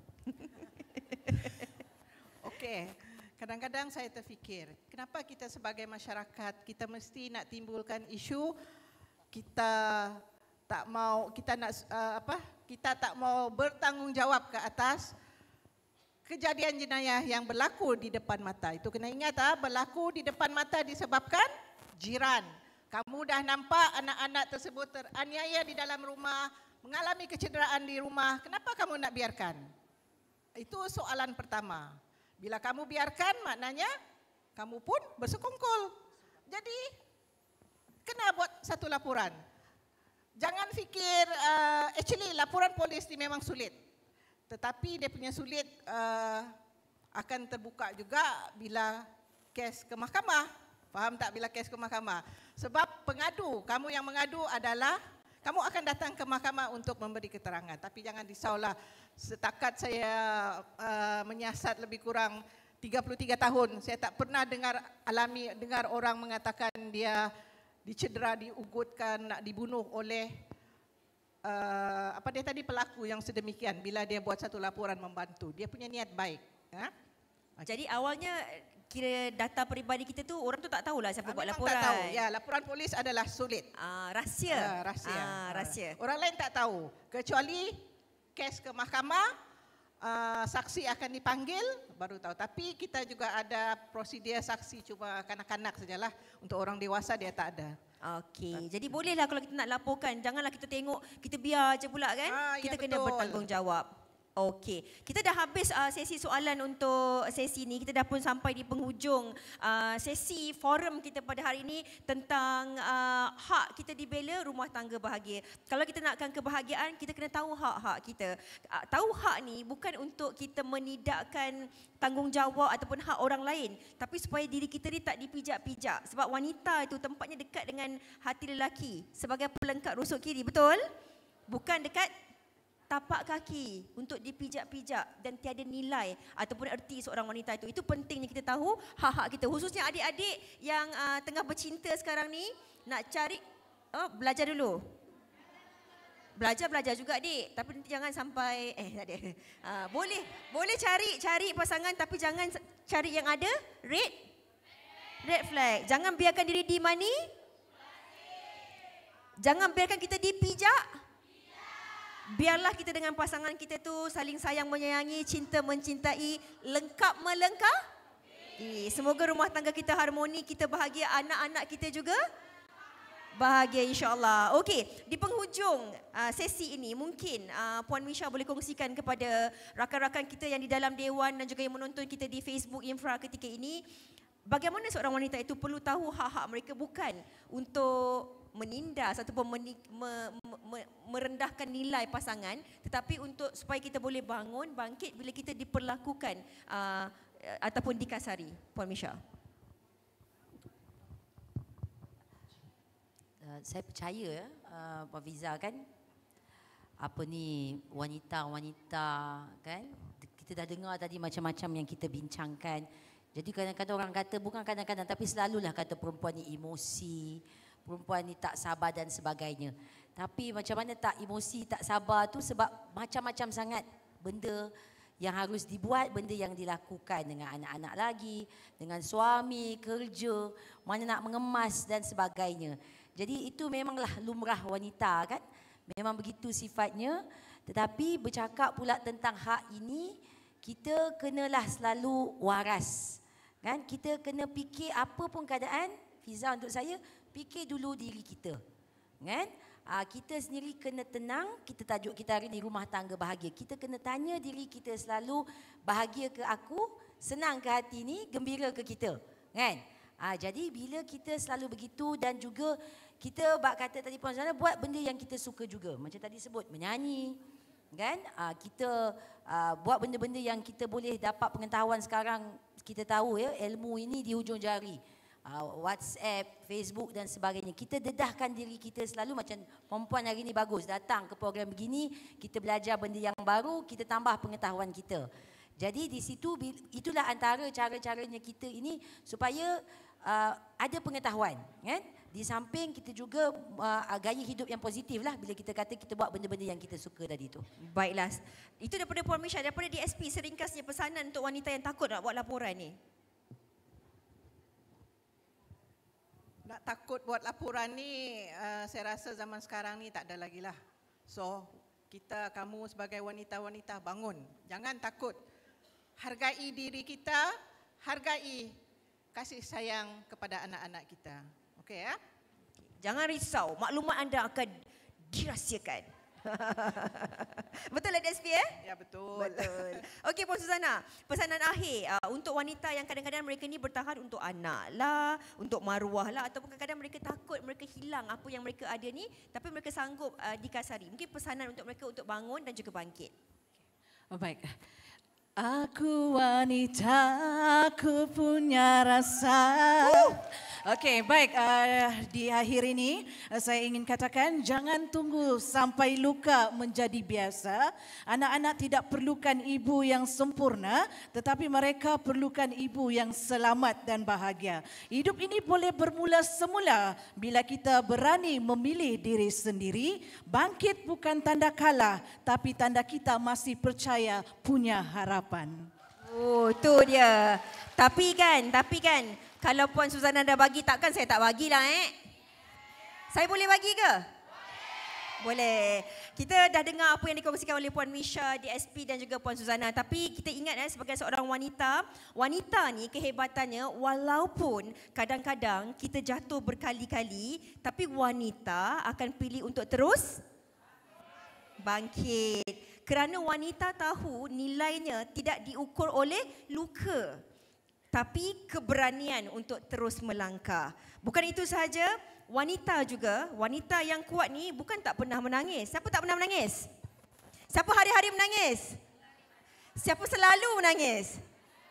Jangan risau, wanita yang kuat bukan sebab dia tak pernah menangis, tapi wanita yang menangis dan terus tersenyum walaupun hatinya terluka dan juga bergetar. Kita berikan tepukan untuk panelis kita, untuk anda semua. Wanita-wanita yang ada di sini pada hari ini, kita nak tutup sesi Bual Bicara Wanita, hak dibela, rumah tangga bahagia. Semoga perkongsian pada hari ini sedikit sebanyak dapat memberi manfaat kepada diri kita. Kita boleh kongsikan kepada rakan-rakan terdekat kita, ahli keluarga dan bantu mereka sampaikan maklumat-maklumat ini. Dan satu pesanan tadi bagi mereka yang di Sabah, kalau anda tak tahu ke mana nak pergi, nak dapatkan bantuan kewangan ataupun peguam, di Sabah ada jiwa yang jabatan yang boleh membantu anda. Anda boleh dapatkan bantuan daripada mereka. Dan kita berikan tepukan juga untuk semua pihak yang menjayakan majlis pada hari ini. Pihak infra yang bertungkus lumus berhari-hari menjayakan ini. Kita berikan tepukan yang gemuruh untuk mereka semua. Agensi-agensi yang terlibat.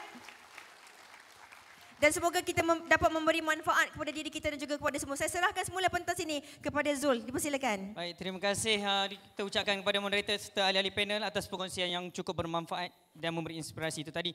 Sekali lagi puan-puan berikan tepukan gemuruh kepada moderator dan juga ahli-ahli panel. Benarlah kata orang, wanita tercipta engkau dari rusuk lelaki, bukan dari kaki untuk dialasi, bukan dari kepala untuk dijunjung, tapi dekat di bahu untuk dilindung, dekat jua di hati untuk dikasihi, kerana engkau wanita hiasan duniawi. Baik, insyaAllah. Dengan itu saya mempersilakan moderator kita dan juga ahli panel untuk bergerak.